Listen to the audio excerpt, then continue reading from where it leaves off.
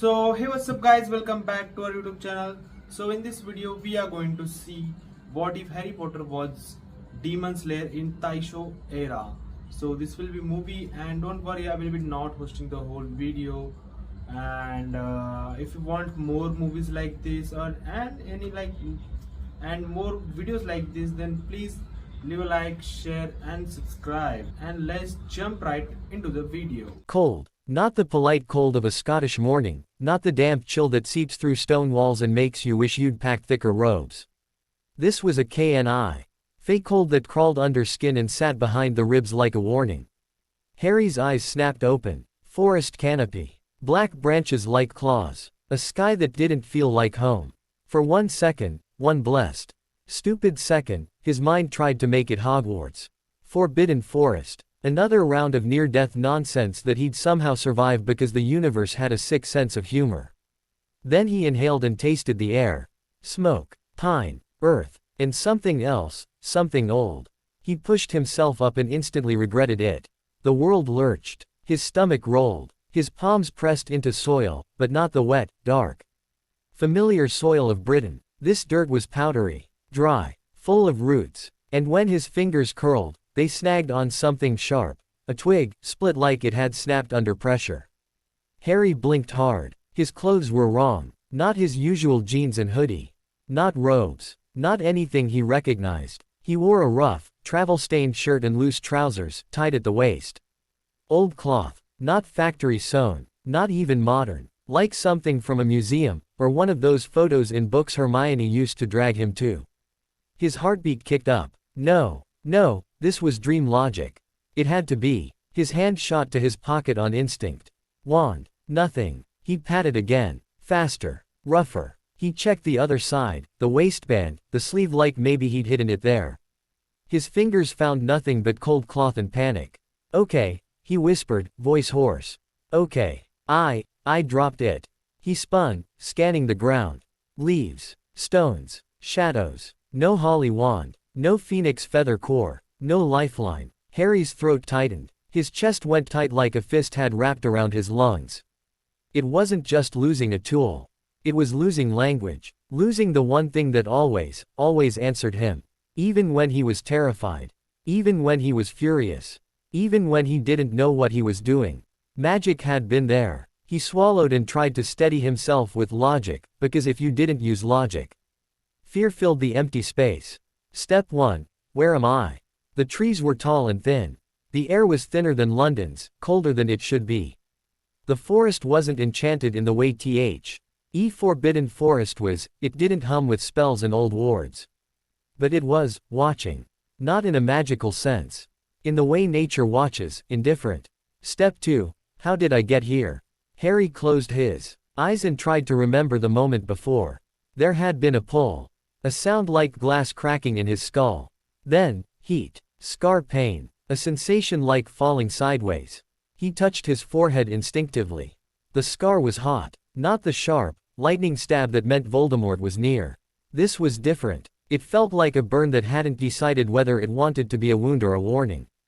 Harry exhaled slowly. He'd done this before. He'd been dropped into chaos before. The trick wasn't to win immediately. The trick was to survive long enough to learn the rules. He stood, legs wobbling, and took a careful step forward. His boots that weren't his, crunched on dead leaves. He froze, listening. In the distance, a faint sound. Like a wooden wheel. A cart. And voices. Not English. Japanese. Harry knew the language only in scraps, words overheard, nonsense from wizarding books, the occasional Muggle film Dudley watched when he thought no one was looking. But the cadence was unmistakable. His scalp tingled. Taisho-era Japan. The thought arrived not as certainty but as a strange click, like a key turning in a lock. The clothing, the atmosphere, the isolation. This wasn't just another country. This was another time. Harry's breath fogged in front of him. He stared at it like it was proof he was real. A crow called overhead. For a moment, Harry almost laughed. Of course, a crow. Of course. He moved toward the voices, careful and quiet. The trees thinned into a narrow path. He saw a lantern light ahead, warm and flickering, bobbing in someone's hand. A small group of villagers approached, 2 men pulling a cart, an older woman carrying a lantern, and a child walking between them with a bundle on his back. They wore simple clothes, kimono layers and sandals. Their faces were tired. Their eyes were wary. Harry stepped into the path, hands raised, trying to look harmless. The villagers stopped dead. Their lantern light washed over him, and their eyes shifted from surprise to suspicion so quickly it was like a mask snapping into place. They spoke, fast, sharp. Harry lifted his hands higher. I'm lost. He tried Japanese. Sumimasen, I am lost. The child stared at him like he was a ghost. The older woman tightened her grip on the lantern. Her eyes flicked to his scar. Of course they did. One of the men barked something. Harry tried again, slower. Help, please. The second man leaned forward, squinting, and said something that sounded like Gaijin, foreigner. The older woman responded, voice low and urgent, and Harry caught one word clearly. Oni. He didn't know Japanese well enough to be sure, but he knew the shape of fear in her tone. Oni. Demon. Harry's mouth went dry. Before he could ask, before he could do anything, the child tugged the older woman's sleeve and pointed past Harry, into the trees.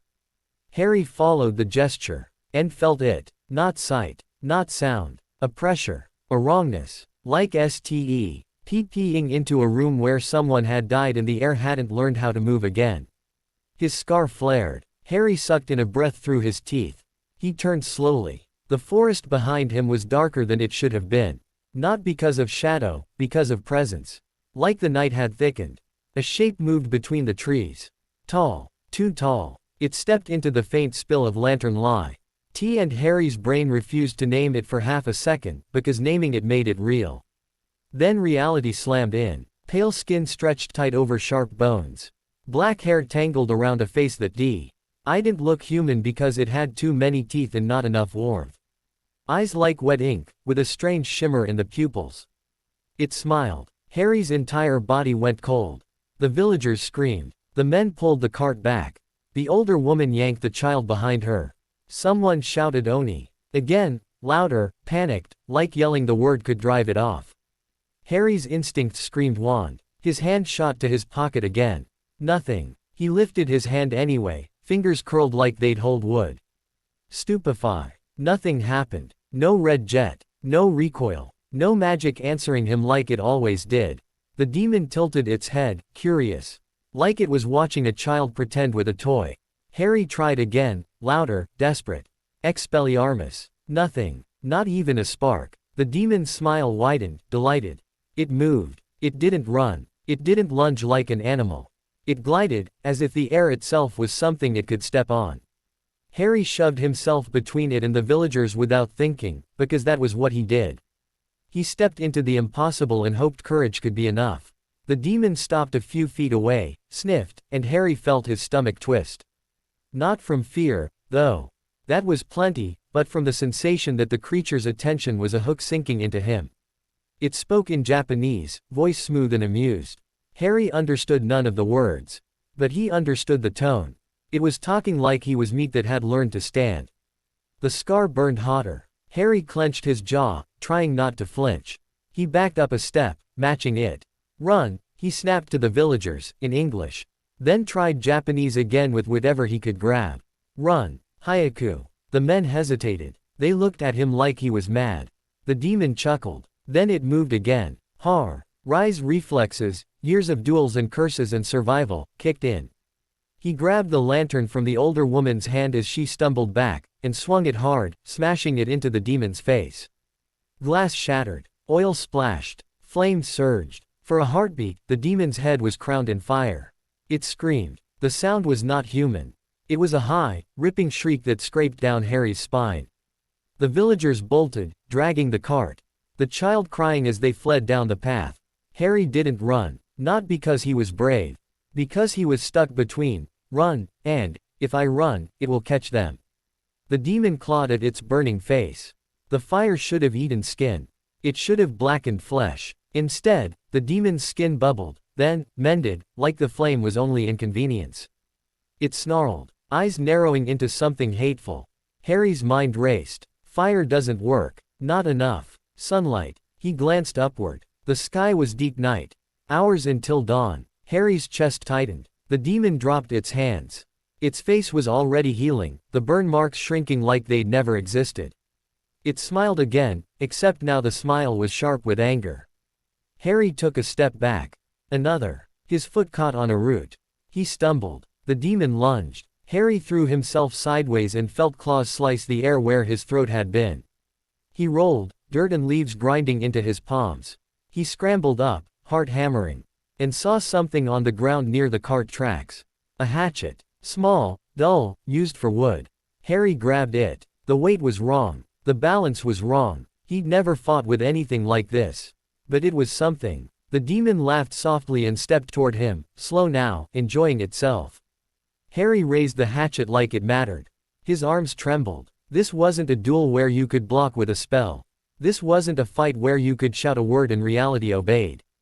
This was old. This was physical. This was final. The demon rushed again. Harry swung. The hatchet hit the demon's shoulder with a crack that jarred Harry's bones. The demon barely flinched. Its hand snapped out and gripped Harry's wrist. The grip was like iron. Harry gasped as pain shot up his arm. The demon leaned in, teeth inches from Harry's face, and Harry smelled it, blood and rot and something sweet, like spoiled fruit. His scar exploded with heat. And suddenly Harry knew.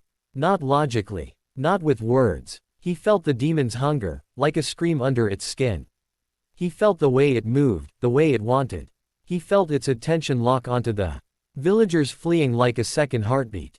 It was like the old connection to Voldemort, except twisted into something primal. Harry's breath hitched. The demon's eyes flicked to the scar, and for first time its expression shifted from amusement to recognition. It spoke again, and this time, Harry caught one word, because fear makes you remember what matters.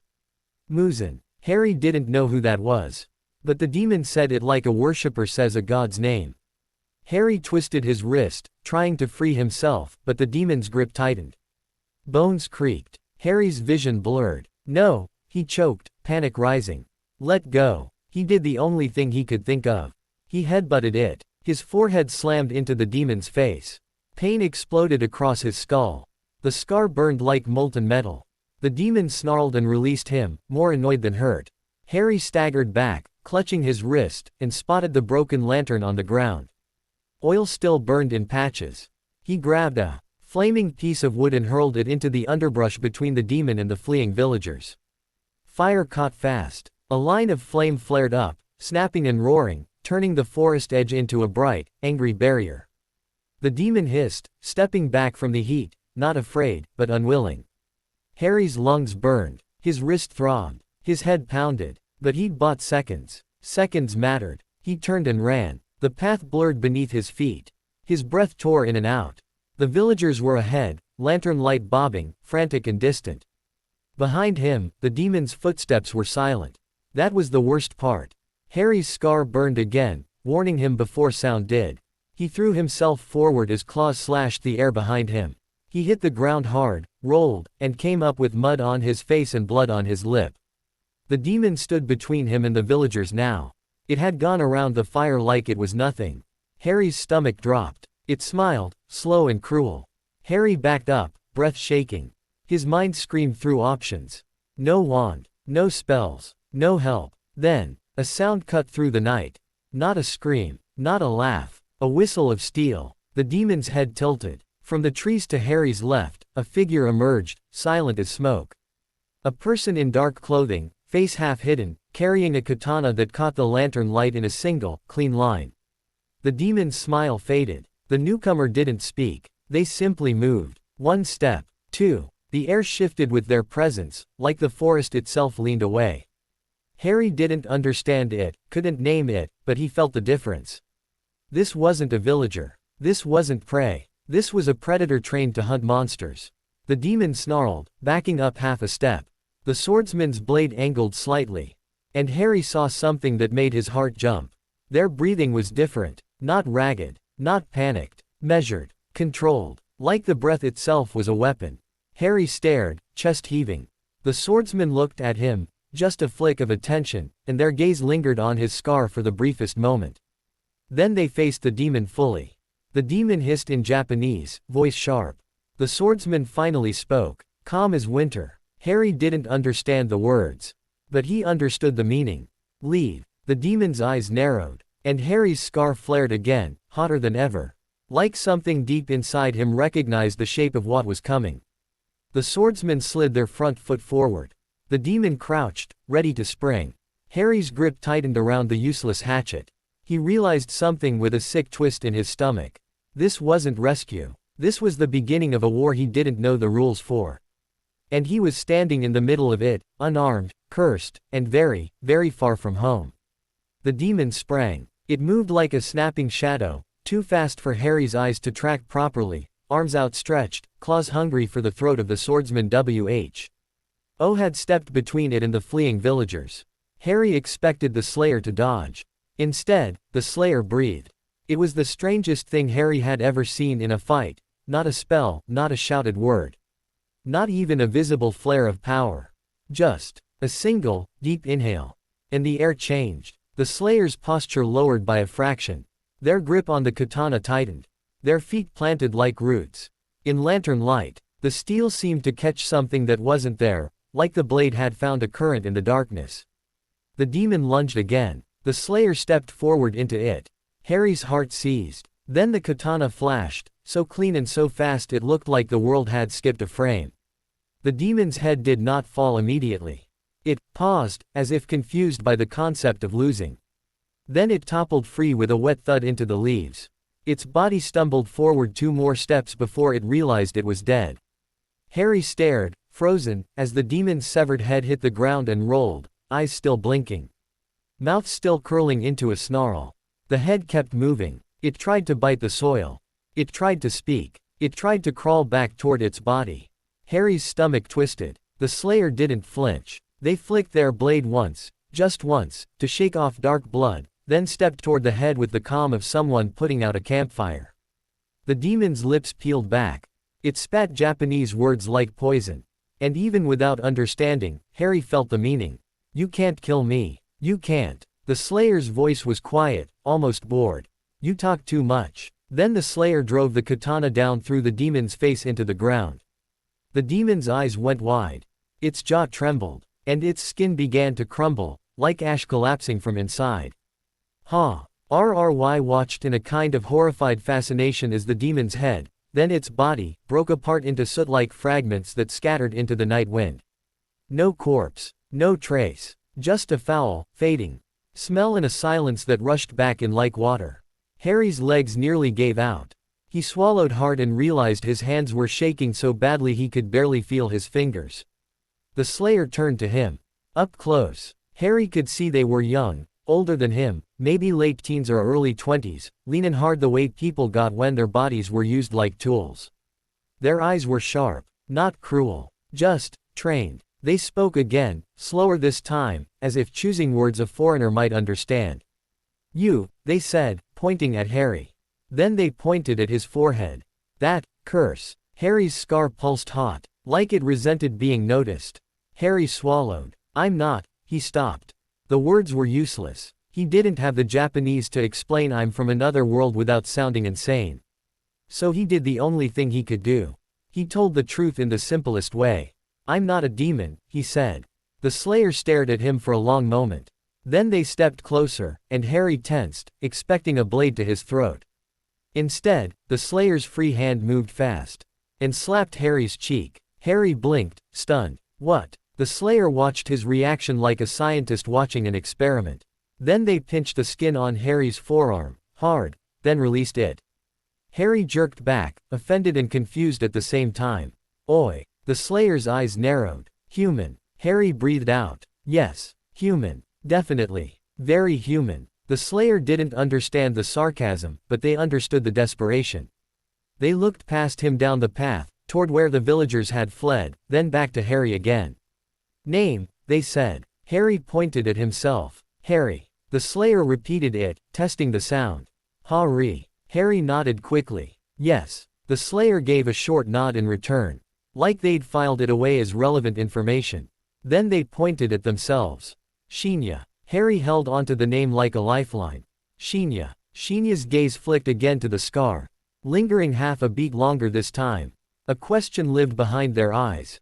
A question that was not who are you, but what follows you. Harry felt it too. The forest didn't feel safe even now. The demon was gone, but the night still had teeth. Somewhere far away, a dog barked. Somewhere closer, an owl called. And under it all, Harry could still taste that wrongness like smoke on the tongue. Shinya motioned sharply with their head. Come. Harry hesitated. Where? Shinya didn't answer because they couldn't. Instead they grabbed Harry's sleeve, not roughly, but with the firmness of someone who expected to be obeyed, and started moving down the path. Harry stumbled after them, still clutching the hatchet he'd picked up like it meant anything. A few minutes later, lantern light appeared through the trees again. The villagers had stopped at the edge of a small cluster of buildings, wooden houses with paper windows, a narrow road, a tiny shrine on a hill. People gathered, whispering in frightened bursts. When Shinya emerged, the villagers reacted like the forest itself had stepped into town. Fear, relief, and something like worship, buried under all the shaking. A man bowed low. An older woman pressed her hands together as if praying. Someone said, Kisatsutai. Harry didn't know the word, but he recognized the tone. Those people who fight the monsters. Shinya spoke quickly to the villagers. A few words, short sentences, commanding. The villagers scattered, dragging the cart, pulling children inside. Doors slid shut. Lanterns were doused. Windows went dark. Harry stood in the street with Shinya and suddenly felt exposed in a way that had nothing to do with magic. In Hogwarts, he had been watched because he was famous. Here, he was watched because he was wrong. A foreign boy with a scar that burned when demons were near. A boy who couldn't protect anyone. A boy who had almost gotten a village slaughtered. Harry swallowed. His wrist throbbed where the demon had grabbed him. Every heartbeat reminded him how easily bones could break. Shinya studied him like they were weighing whether keeping him alive was worth the risk. Then Shinya turned and walked toward one of the buildings at the edge of town. A sign hung outside with painted characters Harry couldn't read. Light glowed behind the paper window. It smelled like herbs. A clinic. Inside, an older man looked up from sorting dried plants. He wore a simple robe, his hair tied back neatly, glasses perched low on his nose. His face was calm in a way that felt unnatural given the night. He looked at Shinya, then at Harry, and raised an eyebrow. Shinya spoke in Japanese, fast, clipped. Harry caught fragments he didn't understand, but one word landed clean as a thrown stone. Muzan. The older man's calm slipped.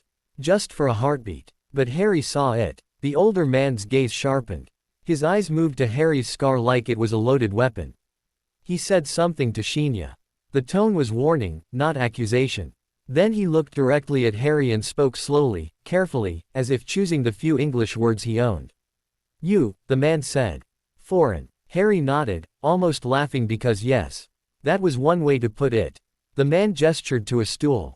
Sit. Harry sat, stiff. The older man, doctor, herbalist, something, took Harry's wrist gently and turned it, examining the bruising where the demon had gripped. His fingers were steady. No sword, the man said in English, frowning.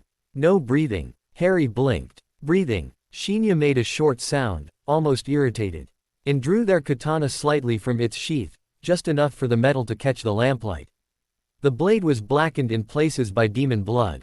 Shinya pointed at their own chest. Inhale. Deeply, so deeply it looked painful, then let it out in a slow, controlled stream. Then they mimicked a sword strike in the air, controlled, exact, like a form. Breathing technique. Harry stared. That's how you do that. The older man watched Harry with the tired patience of someone who'd seen too many frightened boys and too many corpses. Yes, the man said. Breath, body, sword. Harry swallowed. And the demon. The doctor's mouth tightened. Demons, night, eat people. He tapped the table once for emphasis. Only sword. Special sword. Cut neck. Shinya nodded once, as if confirming the lesson.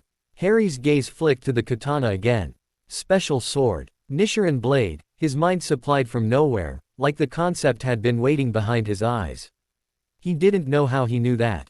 He only knew it felt correct.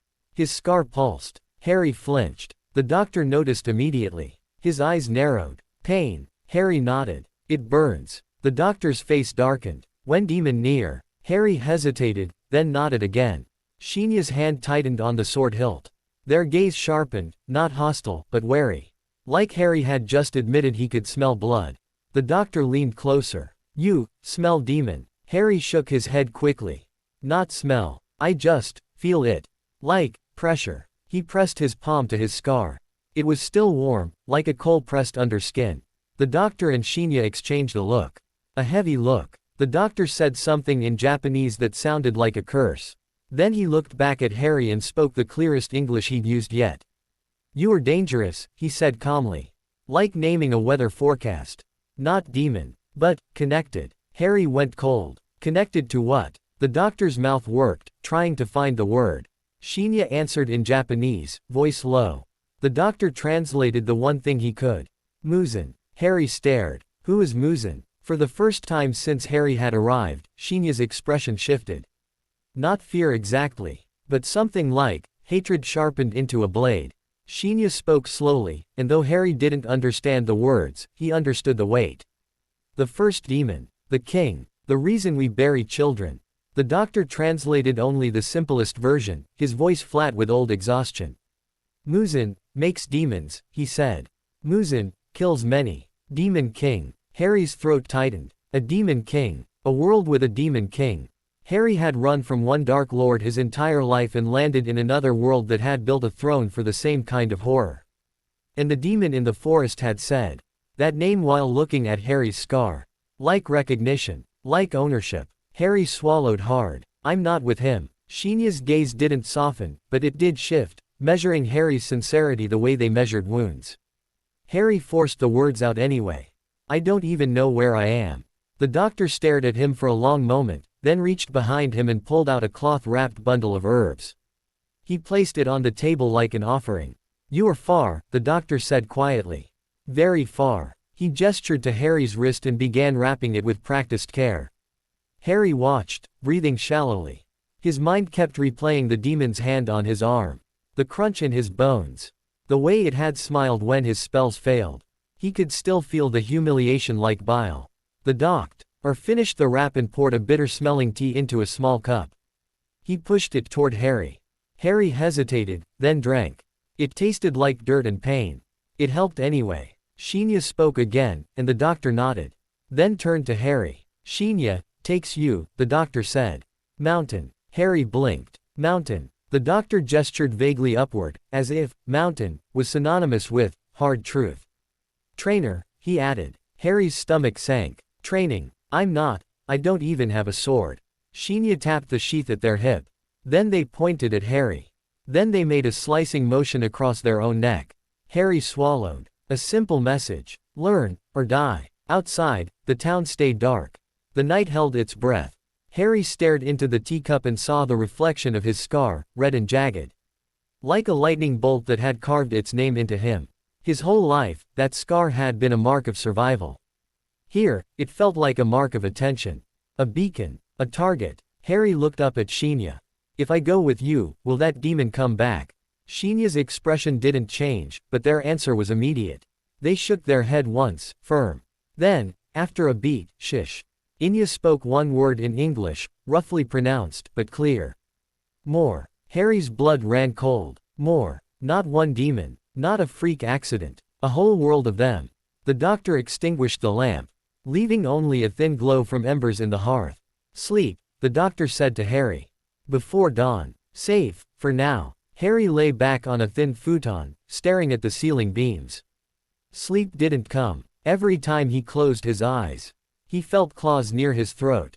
Every time he breathed in, he heard Shinya's controlled inhale, like the beginning of something he wasn't ready for. Then, softly, something tapped against the paper window. Harry's eyes snapped open. Tap, tap, tap. Shinya moved instantly, silent as smoke. One hand on the sword. The other slid the window open a fraction. A crow hopped inside. Not an ordinary crow. Its eyes were too intelligent. Its posture too deliberate. It tilted its head at Harry, then at Shinya, like it was judging them both.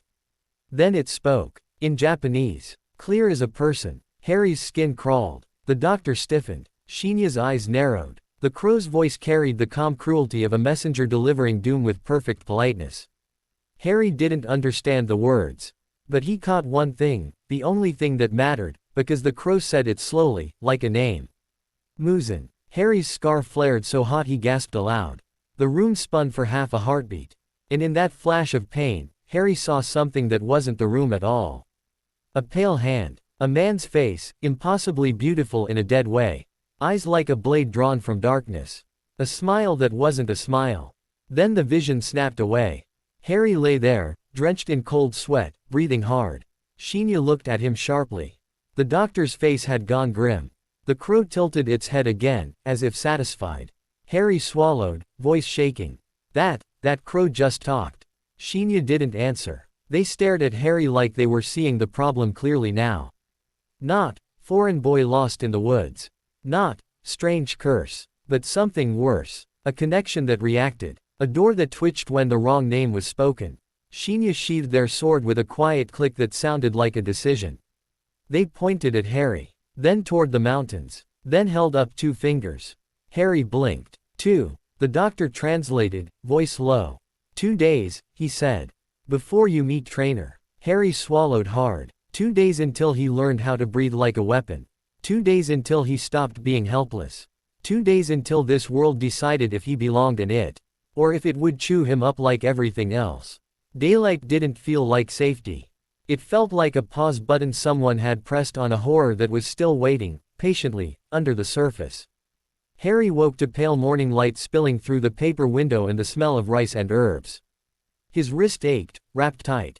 His scar felt quieter, like a fire banked under ash. Not gone. Never gone. Just resting. Shinya was already up. Of course. They sat near the hearth with their sword laid across their knees like it was another limb, sharpening the blade with slow, deliberate strokes. The sound, shhk. Shhk, was oddly calming.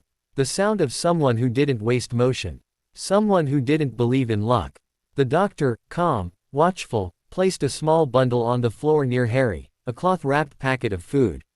A water skin, and a worn jacket that smelled faintly of smoke. Eat, the doctor said. Harry sat up, wincing, and accepted the bundle like it might be the last kindness he'd get. He ate in silence, rice pressed into triangles, pickled vegetables that made his mouth pucker, and a strip of dried fish that tasted like salt and stubbornness. Shinya watched him. You watched a stray animal, waiting to see if it would bite. Harry tried to piece together the rules without sounding like an idiot. Demons can't come in the day, he asked, trying to keep his voice steady. The doctor nodded. Sun hurts demon. Strong sun, kill. He pointed at the bright patch of light on the floor. Night, danger. Harry's stomach tightened. So they hide. Shinya made a sound in their throat, agreement. But with contempt. The doctor's eyes sharpened. They hide. They hunt. They change. Some, clever. Harry thought of the demon in the forest. The way it healed like fire was a joke. The way it moved like the ground belonged to it. Clever, Harry repeated softly. Shinya stood. The movement was so sudden Harry flinched. Shinya slung their haori over their shoulders and nodded toward the door. The doctor stopped Harry with a hand on his shoulder before he could stand. Listen, the doctor said, voice low and careful, as if making sure the walls wouldn't repeat it. Harry leaned in. The doctor tapped Harry's scar with one finger, not hard, but firm enough to make Harry's skin prickle. Muzin, blood, the doctor said. He searched for the English, jaw tightening. Not in you, like demon. But, touch. Anchor. Anchor. Harry swallowed. So it's attached. The doctor's eyes darkened. Yes. Harry's mouth went dry. Can you remove it? The doctor stared at him for a long moment, then shook his head, slow. Not doctor, he said. Core, maybe no. Trainer, we'll see. Trainer. Mountain. Masks. Harry looked past the doctor at Shinya waiting outs. I'd like time itself was something they could cut down. Okay, Harry whispered, more to himself than anyone. Okay. The doctor pressed something into Harry's palm, a small charm, cloth-wrapped, tied with string. Inside, he could feel a hard bead, smooth and warm. Wisteria, the doctor said. Smell. Weak protection. Harry frowned. Wisteria. The doctor nodded. Demons hate. Not stop strong demon. But, help. Harry closed his fist around it anyway. Help was help. The road to the mountain felt like walking into a different century, because it was. Taisho-era towns were small clusters of wood and paper and smoke. There were narrow streets and old men sitting outside shops watching the world like they'd seen it all before. There were women carrying baskets, children running barefoot, and the constant, subtle awareness that Harry was wrong. He caught stares everywhere. Not hostile. Not always. Just, sharp. Curious. Nervous. A foreign boy. Strange clothes. Scar on his forehead. A slayer walking beside him like a guard dog. Shinya didn't talk much. When they did, it was short commands. Drink. Walk. Quiet. Harry learned quickly to obey without resentment. Pride didn't keep you alive here. They stopped at a roadside stand around midday. Shinya spoke to the vendor. The vendor's eyes flicked to Harry, widened, then slid away like looking too long might invite bad luck. Harry forced himself to breathe slowly. In his world, he'd been stared at for being famous. Here, he was stared at for being unfamiliar. He didn't know which was worse. They ate quickly, noodles in broth, steam rising. The smell rich and grounding. Harry felt human again for 3 minutes. Then Shinya stood, paid, and motioned onward. As the day wore on, the air changed. It grew thinner, cleaner, colder. The road climbed. Mountains appeared ahead, dark blue silhouettes layered like waves. Harry's wrist started throbbing with every step. His legs burned. He wasn't weak, not a Nymore. War had carved endurance into him, but the steady climb felt like the mountain was testing his right to exist. Shinya didn't slow. Harry started to hate them a little for that. He also started to respect them. By late afternoon, the road narrowed into a forest path. Tall trees swallowed the light. The air smelled of moss and pine and something sweet, faint, floral. Wisteria. Harry nodded. Edit before he saw it. Pale purple blossoms draped like curtains over the edges of the path, growing in deliberate clusters. Too deliberate. A ward. A barrier. Even without magic, Harry felt the intention in it, like a boundary drawn by people who understood monsters. The moment they passed under the first heavy curtain of blossoms, Harry's scar cooled by a fraction. Not relief, but quiet. Shinya noticed. Their gaze flicked to Harry's forehead, then to the wisteria. They didn't comment. They just kept going. The path ended at a small clearing. A hut sat at the edge, simple and worn, with a neat pile of chopped wood and a stone basin for water. Wisteria grew thick around the clearing like a living fence. And in the center, facing away from them, stood a figure wearing a mask. Not a demon mask. A carved face, smooth, pale wood painted with calm features that felt wrong in the mountain air. The expression was gentle, and somehow merciless. The masked figure turned slowly. Harry's first thought was absurd. That's not a person. That's a spirit. Then the figure spoke, voice muffled behind the mask but undeniably human. Shinya. Shinya bowed, deep, respectful. That alone made Harry's eyebrows rise. If Shinya respected someone, they were either terrifying or sacred. The masked figure looked at Harry. It felt like being weighed by a gaze you couldn't see. So, the trainer said. This is the one. Harry swallowed. I'm. The trainer raised a hand.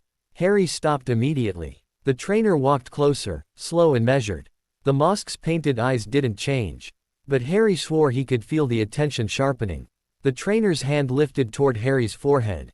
Harry flinched before he could stop himself. The trainer paused, hand hanging in the air, and spoke softly. Instinct. They said. Good. Then the trainer's fingers touched Harry's scar.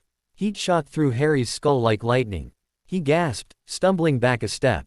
Shinya moved instantly. A hand hovering near the sword, protective, but not panicked. The trainer lowered their hand and tilted their head. You feel demons, the trainer said. Harry forced his breathing to slow. Yes. Not smell. The trainer continued. Not hearing. Feeling. Harry nodded again, jaw clenched. The trainer's voice carried no surprise. Only confirmation. Cursed, they said. But alive. Harry's throat tightened. I'm not a demon. I know. The trainer's tone was flat. If you were, you would be ash under my feet. Harry went very still. Shinya didn't react. They already believed that statement. The trainer looked at Shinya. Leave him. Shinya's shoulders stiffened. Harry blinked. Leave me. Shinya spoke quickly in Japanese, frustration sharp in their voice. Harry didn't understand the words. But he understood the meaning. He'll die. The trainer answered in a voice like cold water. He will die if he stays untrained. Shinya hesitated. Harry felt a flicker of something he hadn't expected, fear of being alone. Not because Shinya was kind. Because Shinya was real. A known quantity in a world of monsters. The trainer turned their masked face back to Harry. You came because you have no choice. The trainer said. But I will still ask. Harry swallowed. The mountain air felt heavy. The wisteria smelled sweet and suffocating. Do you want to live? Harry didn't hesitate. Yes. The trainer nodded once. Then you will obey. Shinya stared at Harry for a long moment. Their expression was hard, conflicted. Then they reached into their sleeve and tossed something at Harry. Harry caught it instinctively. A small knife. Simple. Sharp. Practical. Shinya spoke one English word, rough and clipped. Survive. Then Shinya turned and walked back down the path without looking behind them. Harry watched them go, feeling something twist in his chest, half relief, half dread. When Shinya's footsteps vanished into the forest, the silence rushed in. The trainer gestured toward the hut. Come. Harry followed. Inside the hut, the air was warmer. Clean. Smelling of tea and wood and wisteria. Masks hung on the walls, dozens of them. Different expressions. Different shapes. Some looked almost human. Some looked like nightmares carved into calm faces. Harry stared. The trainer watched him. Masks, the trainer said. For focus. For fear. For reminder. Reminder of what? That death is always near. Harry stared at the calm mask on the trainer's face and realized the cruelty of it. You wore peace on your face while teaching people to fight hell. The trainer set a bowl of water on the floor and pointed at it. Drink. Harry drank. Then the trainer pointed outside. Run. Harry blinked. Run where? The trainer's voice didn't change. Around the clearing. 10 times. Harry stared at them. The trainer stared back. Harry stood and went outside. The first lap wasn't bad. The second lap made his wrist ache. The third lap made his lungs burn. By the fifth, his legs were screaming and the mountain air felt like it was cutting into him with invisible blades. By the 10th lap, he was half stumbling, half GGing himself across the dirt like pride had been left behind somewhere down the slope. He collapsed near the wisteria line, panting, sweat cold on his neck. The trainer crouched beside him. Again, they said. Harry's head snapped up. Again. Yes. Harry's mouth opened, full of arguments and anger. And you don't understand, I used to fight dark wizards. Then he remembered the demon's hand on his wrist. He remembered his spells failing. He remembered how fast death had smiled. Harry swallowed the argument. He got up. He ran again. Training blurred into days measured by pain. Morning. Running, climbing. Carrying wood, hauling water. His arms and legs burned until they felt like they were made of ash. Afternoon. Sword basics. The trainer handed him a wooden blade first, a bakken, heavy and unforgiving. Harry swung too wide, too stiff, too angry. The trainer corrected him with the flat of their own wooden blade, tapping his elbows, his shoulders, his stance. Relax, the trainer said. Tension wastes breath. Quote. Harry gritted his teeth. I'm trying. No, the trainer replied. You are forcing. Harry's frustration boiled. He was used to magic responding when he needed it. He was used to desperation being enough. Here, desperation only made you sloppy. Sloppy got you killed. Night. Breathing. The trainer sat Harry in the cold air near the wisteria, facing the mountain. And taught him to breathe like it mattered more than thought. Inhale, they said. Deep. Into the belly. Harry inhaled. The trainer struck him lightly in the stomach. Harry wheezed. Wrong, the trainer said. Again. Harry's eyes watered with anger. He tried again. The trainer made him hold the breath until his lungs screamed, then release it slowly, controlling the exhale. Like it was a blade cutting through panic. Your mind is a frightened animal, the trainer said. Breath is the leash. Harry hated how true it felt. Because he was frightened. He was alone in an unfamiliar world. With demons in the dark and a curse on his forehead that reacted to a name he couldn't forget. Some nights, when he finally collapsed on the futon, he dreamed of home. Not Hogwarts. Not glory. Home as in Ron laughing with his mouth full. Hermione's voice lecturing him while her eyes softened. Mrs. Weasley fussing over him like he belonged. He woke with a tight throat and a scar that pulsed like a heartbeat. On the 7th day, maybe the 9th, Harry wasn't sure anymore, something changed. It happened during breathing practice. The trainer stood behind him as he sat on cold stone, lungs aching. Sweat freezing on his spine. Inhale, the trainer said. Harry inhaled. His chest expanded. His stomach filled. The cold air burned down his throat. He held it. And for 1 second, the world sharpened. The sound of leaves moving in the wind became clear. The scent of wisteria became sharp enough to taste. His heartbeat slowed, steady, controlled. The trainer's voice sounded distant. Like it was coming from underwater. Hold, they said. Harry held. His lungs screamed. But he held anyway. Then he exhaled slowly. And when he opened his eyes, he realized his scar wasn't burning. It was quiet. Like the breath had pressed a hand over its mouth. Harry stared at the ground, stunned. The trainer's masked face tilted. You felt it, they said. Harry swallowed. I did something. You breathed correctly, the trainer replied. That is all. It didn't feel like all. It felt like discovering a tool he didn't know he had. A tool that didn't care what world he came from. A tool that didn't require a wand. Harry's hands trembled, not with fear this time, but with something dangerously close to hope. That night, the trainer gave him a mask. Not like theirs. This one was blank wood, unfinished, smooth and pale. Carve it, the trainer said. You will wear it when you are ready. Harry stared at the blank face.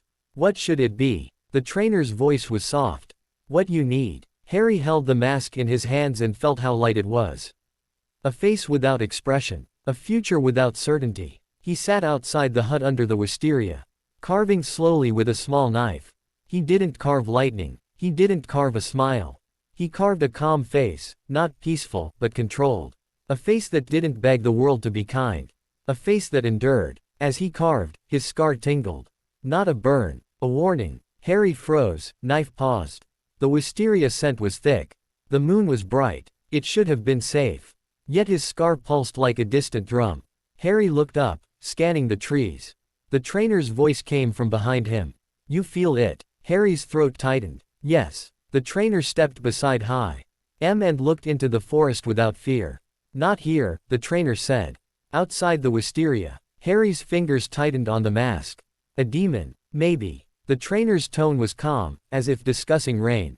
Or something worse. Harry's scar pulsed again, hotter. He swallowed hard. Should we go? The trainer turned their masked face to him. Do you want to die tonight? Harry went still. The trainer's voice was flat and absolute. You are not ready. Harry's jaw tightened. Then why can I feel it? The trainer stared at him for a long moment. Then they said, quietly, because your curse is loud. They walked toward the edge of the clearing. Stopped at the wisteria line. Harry followed a few steps behind, heart hammering. The forest beyond was black. Deep. Endless. Harry's scar burned. And then, a sound. Not a roar. Not a scream. A soft crunch. A footstep. Just beyond the wisteria. Harry's breath caught. The trainer didn't draw a sword. They didn't move. They simply stood at the boundary like a mountain. In the darkness, something shifted, just a hint of pale skin between trees. Harry's scar flared so hard his eyes watered. The trainer's voice was ice. Go away, they said. Silence. Then a low, amused sound drifted from the dark, like someone smiling without showing teeth. Harry couldn't understand the words that followed, but he understood the tone. I know you're hiding something. The trainer didn't answer. They just stood there, unwavering. After a long, tense moment, the presence retreated, slowly, reluctantly, like a predator deciding not to waste energy tonight. Harry exhaled shakily, realizing he'd been holding his breath. The trainer turned away from the boundary. Inside, they said. Harry followed, trying to swallow the fear. But as they approached the hut, Harry saw something on the ground near the tree line inside the clearing. A shape. Cloth. A pale hand. Harry's blood turned to ice. He stepped closer, heart pounding.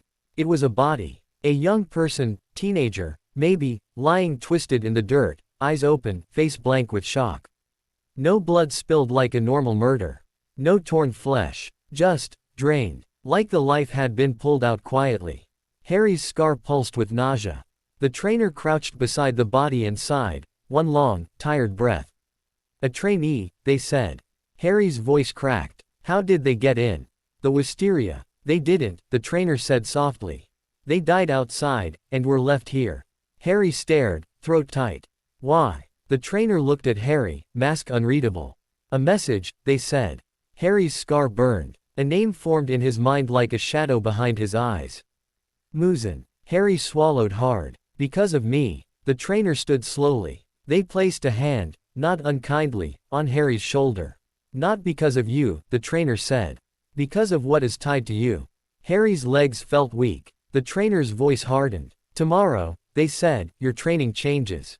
Harry lifted trembling eyes. How? The trainer's hand tightened slightly. Tomorrow, they repeated, you learn what it means to fight without mercy. Harry looked down at the dead trainee, then at his unfinished mask. His hands tightened around the wood. He didn't have a wand. He didn't have spells. He didn't even have a sword yet. But he had breath. And he had a cursed T was calling monsters toward him like a bell in the dark. Harry swallowed, forcing the words out through the tightness in his throat. Then teach me faster. The trainer's mask tilted. For the first time, Harry thought he heard something like approval in their silence. The body stayed where it had been left, just inside the wisteria line, like the mountain wanted Harry to stare at it until the lesson branded itself into his ribs. Morning came thin and pale. Mist clung to the trees. Wisteria blossoms swayed softly, innocent as prayers. The dead trainee looked smaller in daylight. Harry stood over them, hands clenched so tightly his nails cut his palms. He'd seen bodies before. He'd seen the aftermath of curses, of battles, of war. But this was different. This wasn't a duel gone wrong. This wasn't a war zone. This was a test. Someone had died to send a message. And Harry couldn't stop thinking the message was written in his scar. The trainer, mask calm as ever, approached. With a shovel in one hand and a bundle of cloth in the other. No ceremony, they said. Harry's throat tightened. They were, just a kid. They were a trainee, the trainer corrected. They chose this mountain. Harry stared at the still face. Did they know they'd die? The trainer's pause was short. Almost gentle. They knew it was possible, they said.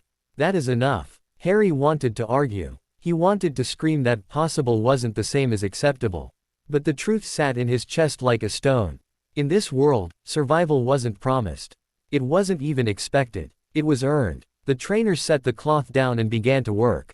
Shovel cutting earth. Quiet. Efficient. Harry knelt and helped, because doing something was better than standing there drowning in helplessness.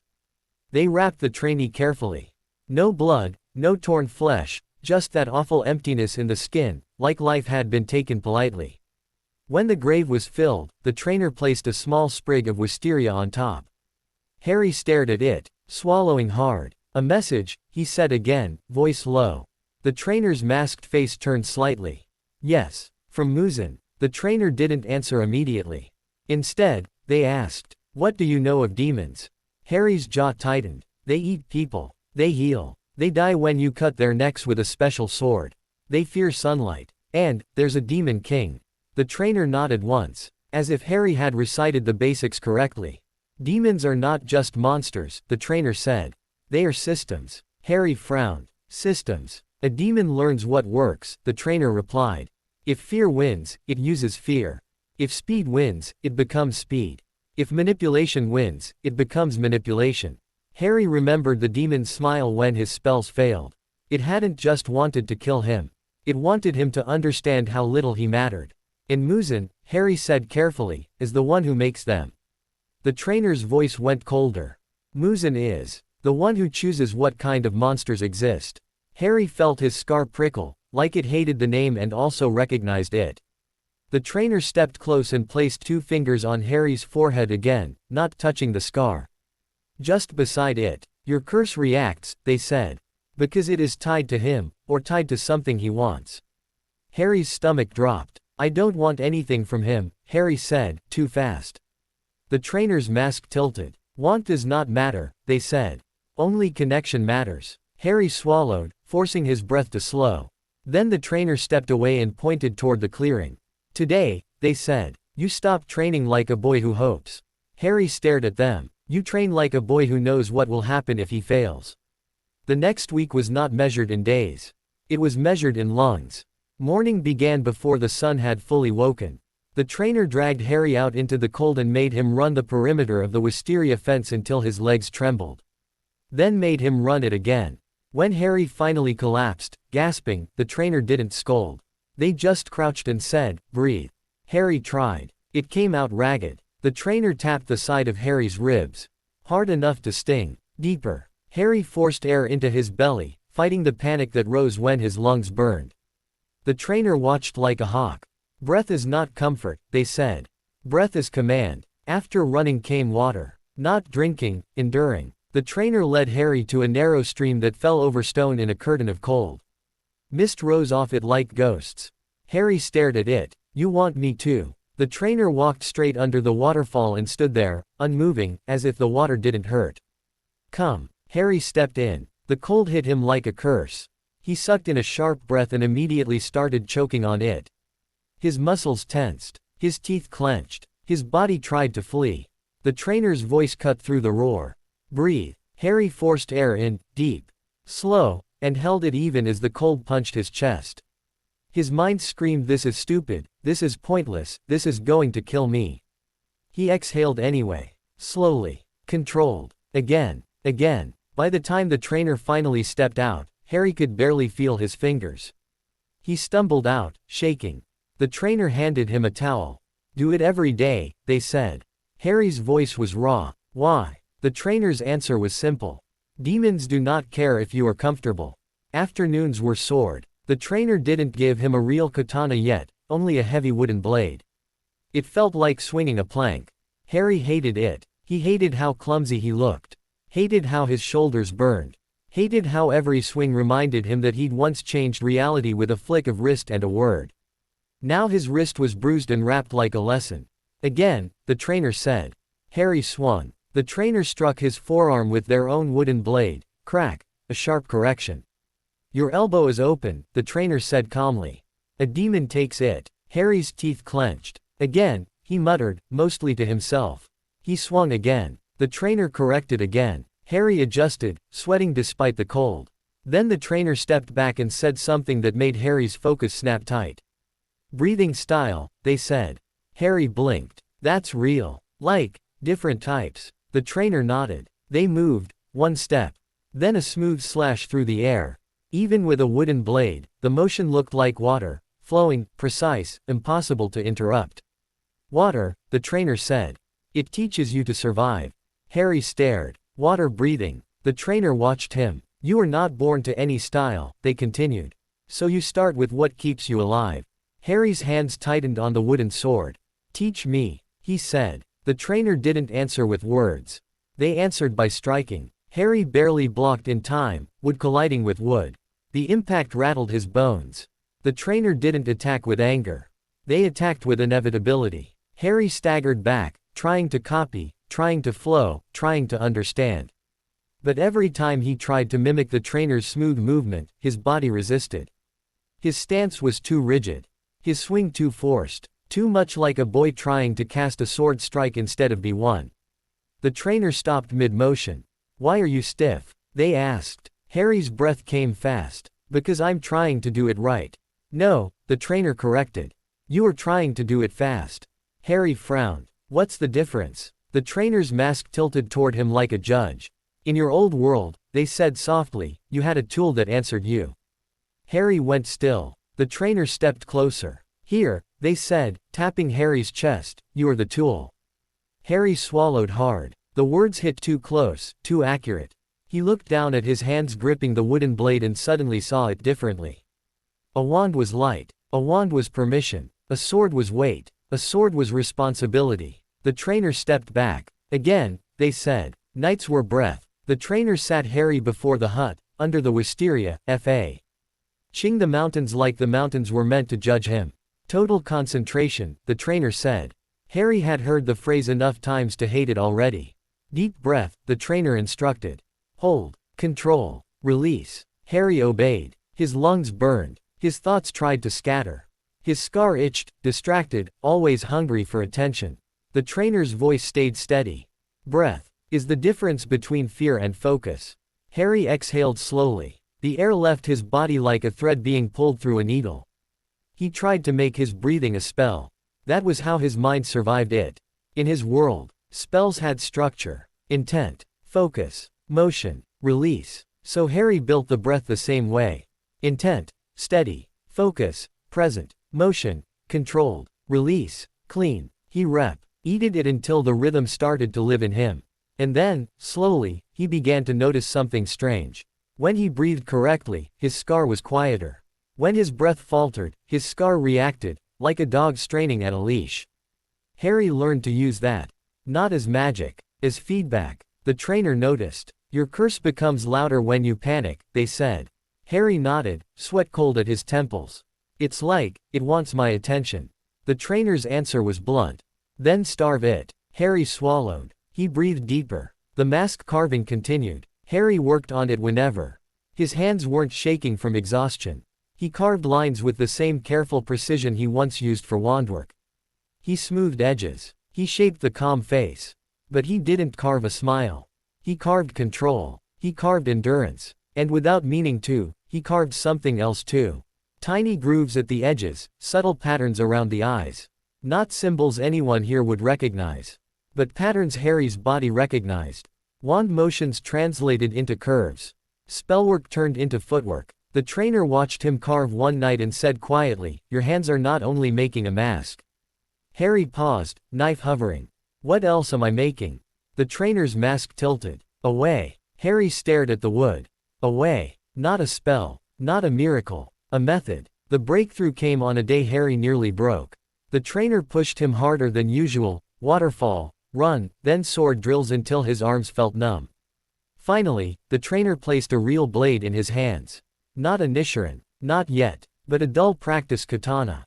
Metal. Weight. Cold truth. Harry's breath caught. It felt honest. The trainer stepped back. "Show me," they said. Harry lifted the blade. His stance was wrong at first, and he corrected it. Feet planted. Shoulders down. Grip firm, not strangling. He inhaled. Deep. He felt the breath sink into his belly. He held it. His scar prickled. He ignored it. He exhaled slowly. Then he stepped forward. And for a single strike, one clean, controlled motion, Harry's body moved without forcing. Not fast. Not flashy. Just correct. The blade cut the air with a soft whistle. Harry froze, stunned by his own motion. The trainer's voice was quiet, almost approving. Again. Harry did it again. And again. Each time, the motion grew smoother. Each time, the breath held longer. Each time, the scar stayed quieter. Hope sparked, dangerous and bright. Harry looked at the trainer. "I can do it." The trainer didn't soften. "You can do one strike," they said. "Now do 10. Without losing your breath. Harry's smile faltered. But he nodded. He started. Strike 1. Strike 2. Strike 3. By strike 5 his shoulders tightened. By strike 7 his breath began to slip. By strike 8, panic rose. "I'm losing it, I'm losing it." And his scar burned in response, a sudden flare of heat that made his vision blur. Harry grit his teeth and forced his breath deeper. Strike 9. Strike 10. His foot slipped. The blade wobbled. His breath broke. And the trainer moved. A blur. A wooden blade struck the side of Harry's sword. Hand so sharply the practice katana nearly flew from his grip. Harry stumbled, instinctively trying to recover. And in that moment, his old reflex returned like a ghost. Not breathing. Not footwork. Not sword. Magic. Harry's body reached for it. For the certainty that had saved him 1,000 times. And something inside him answered. Not a spell. Not light. A pressure, like a wave slamming outward from his chest. The air shuddered. The wisteria blossoms around the clearing trembled as if a sudden wind had passed through them, though the trees beyond stayed still. The practice katana in Harry's hands rang, a pure, sharp note, like steel singing under a hammer. Harry's scar exploded with heat. His knees buckled. He hit the dirt hard, gasping, hands clawing at the ground. The world spun. Cold sweat drenched him instantly. Fever rose like a tide. Harry's breath came in broken bursts, the worst kind, panic breath, useless breath. The trainer was beside him in an instant. They didn't touch the scar. They grabbed Harry's shoulders and pinned him gently but firmly. "Breathe," they ordered. Harry tried. It felt like breathing through fire. The trainer's voice snapped like a whip. Deep, slow, hold, release. Harry forced the inhale. His lungs screamed. He held it, 2 heartbeats, 3. Then released it slowly, shaking. Again. The scar cooled by a fraction. The spinning slowed. The fever didn't vanish, but it stopped climbing. Harry lay there, trembling, staring up at the wisteria shaking softly in the last echo of that unseen pressure.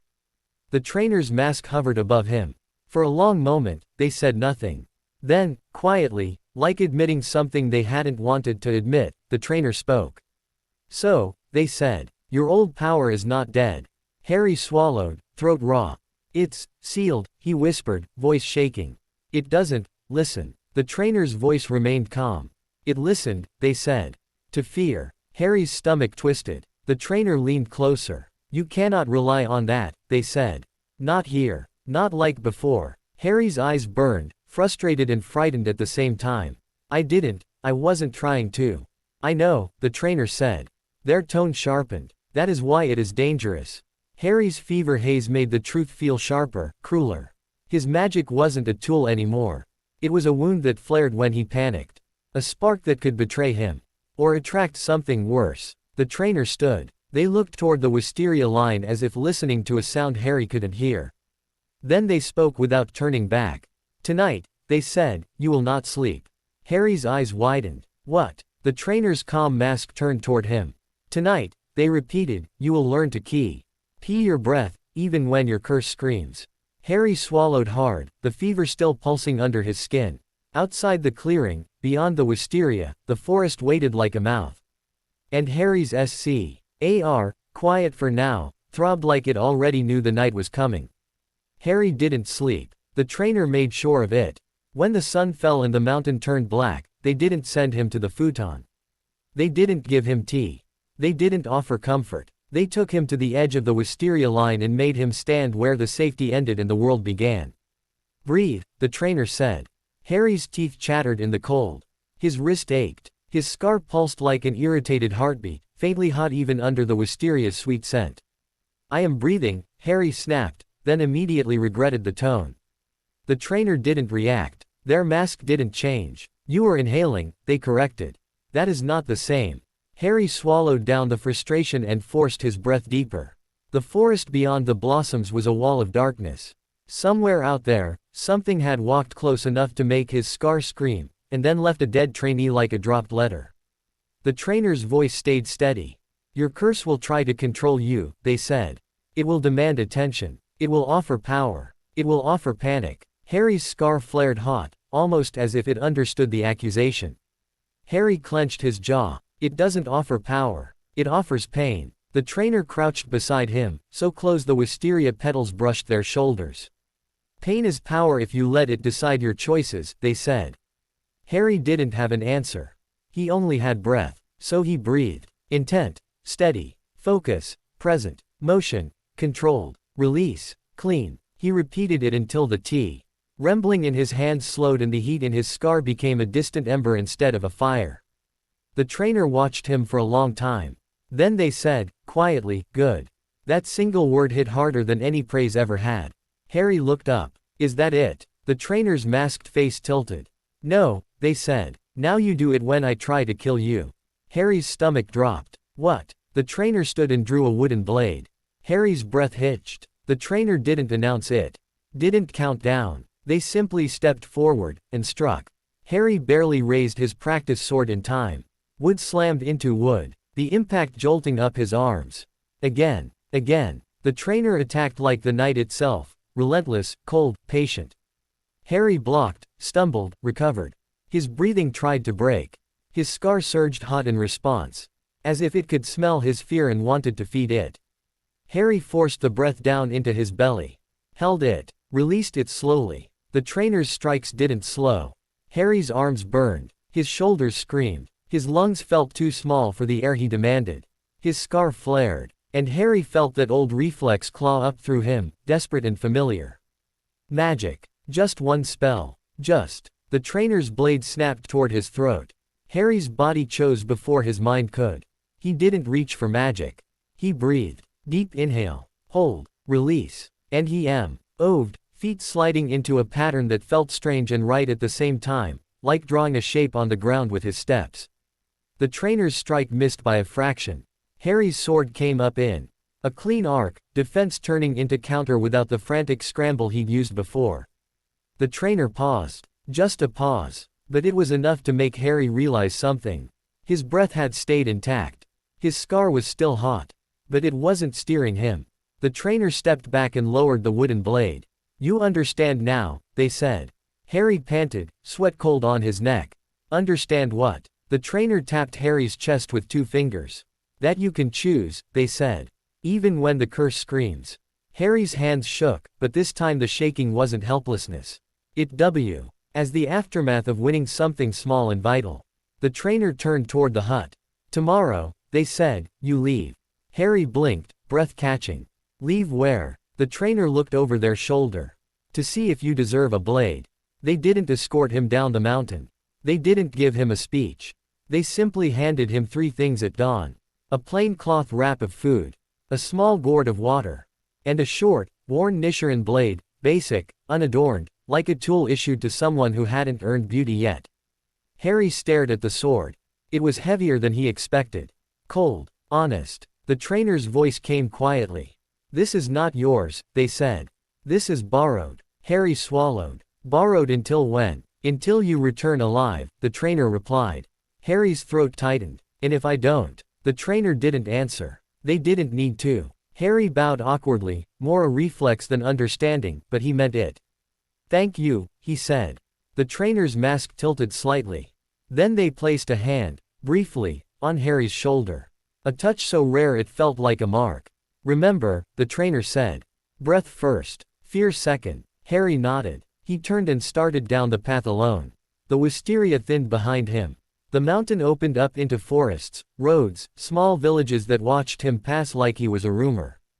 By the time the sun began to sink, Harry reached a gathering point, a narrow trail leading into a wisteria-covered mountain thick with blossoms, like the whole place had been dipped in violet light. There were others, boys and girls, teenagers and older, standing in quiet clusters. Some looked terrified, some looked angry, some looked empty. They all carried swords. Harry felt the strange comfort of being surrounded by people who understood fear as a language. A girl with sharp eyes and neat posture glanced at him and immediately noticed the scar. Her gaze narrowed, not in disgust, in calculation. She stepped closer and spoke in Japanese. Slow and precise. Harry caught a few words, Gaijin, Kizu und Naze Y. Harry exhaled and answered in the only Japanese he could manage. I don't know. I'm here to live. The girl studied him, then gave a short nod as if filing him under, dangerous but honest. She pointed at herself. Aiko. Harry nodded. Harry. A tall boy with a blunt face and bandaged hands leaned over from nearby. Chewing on a dried snack like he was trying to pretend this wasn't life and death. He eyed Harry's scar and snorted. Bad luck, he said in rough English, pronounced badly, but clear enough. Then he pointed at himself. Genta. Harry blinked. You speak English? Genta shrugged. Little. Merchant taught. For cheating prices. Aiko made a sharp sound that might have been a scoff. Genta grinned like he didn't care. Harry almost smiled back, almost. It felt like reaching for an old version of himself. Then his scar prickled faintly. Not a burn, a warning that the sun was moving.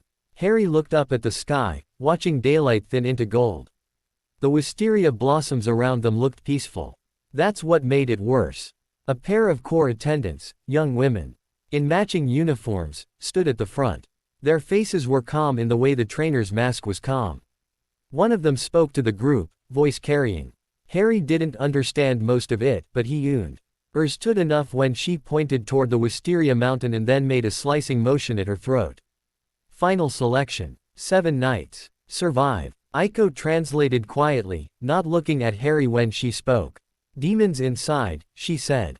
You stay until sunrise each day. If you live 7 nights, you pass. Genta popped his knuckles. If you die, you die. Harry swallowed. Helpful. Genta grinned wider. Truth. The attendant raised her voice again, and the group started moving. Harry stepped forward with them. The wisteria scent thickened as they entered. For a few moments, it felt almost safe, like the blossoms were a promise. Then the path dipped. The trees grew denser. The wisteria thinned. And Harry's scar warmed, subtle and steady, like a distant ember breathing. Night fell fast. Too fast. The forest turned black, and the air changed the way it had changed on Harry's first night here. Wrong. Hungry. Harry tightened his grip on the borrowed Nichiren blade. Aiko moved with controlled caution. Eyes scanning. Genta walked like he wanted something to jump him already. Harry stayed between them without really deciding to. Not because he trusted them. Because his instincts remembered what it meant to be part of a small group against the dark. A scream cut through the trees. High, brief, then abruptly cut off. The sound made Harry's stomach twist. Aiko stopped instantly. That was close. Genta's grin faded. First blood. Harry's scar flared hotter. He pointed without thinking. That way. Aiko stared at him. How do you know? Harry didn't have time to explain. The screaming had stopped. That meant the fight was already over. Or the eating had begun. Harry moved. Aiko cursed under her breath and followed. Genta followed too, faster than both of them.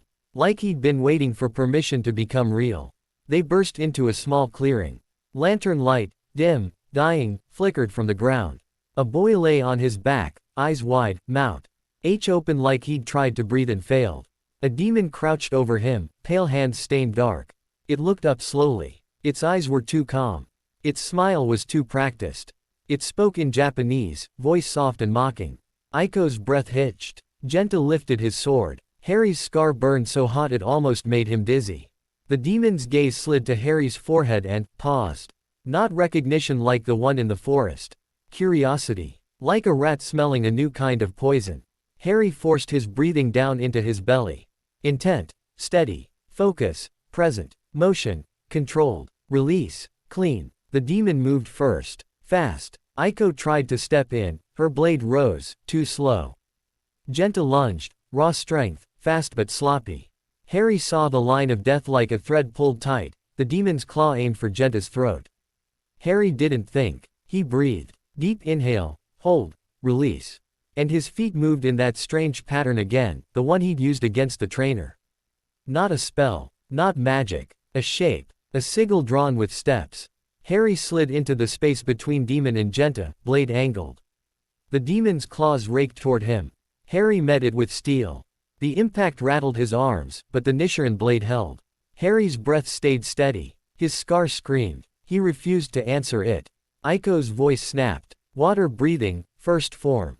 She struck from the side, her motion fluid and clean.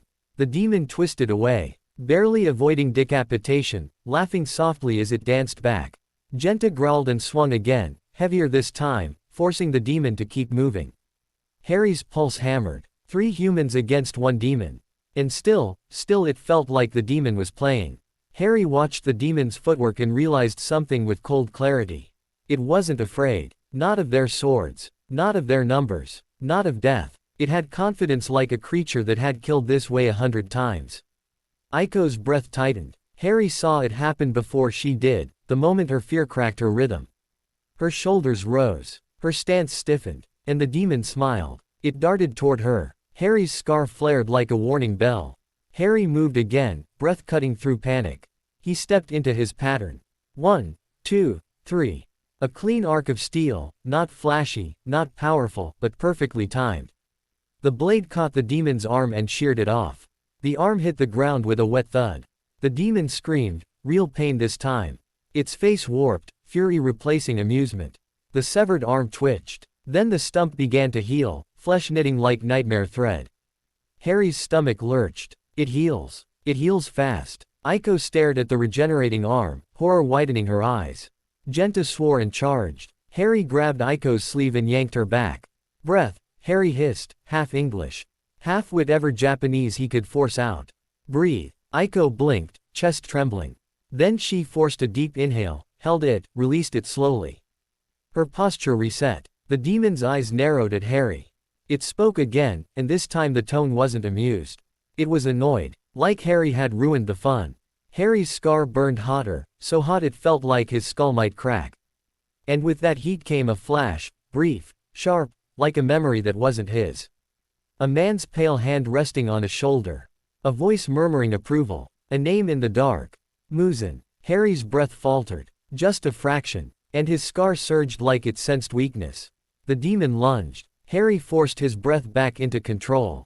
Intent. Steady. Focus. Present. He raised the Nichiren blade, body turning, feet sliding. Aiko struck with water breathing again, forcing the demon to twist.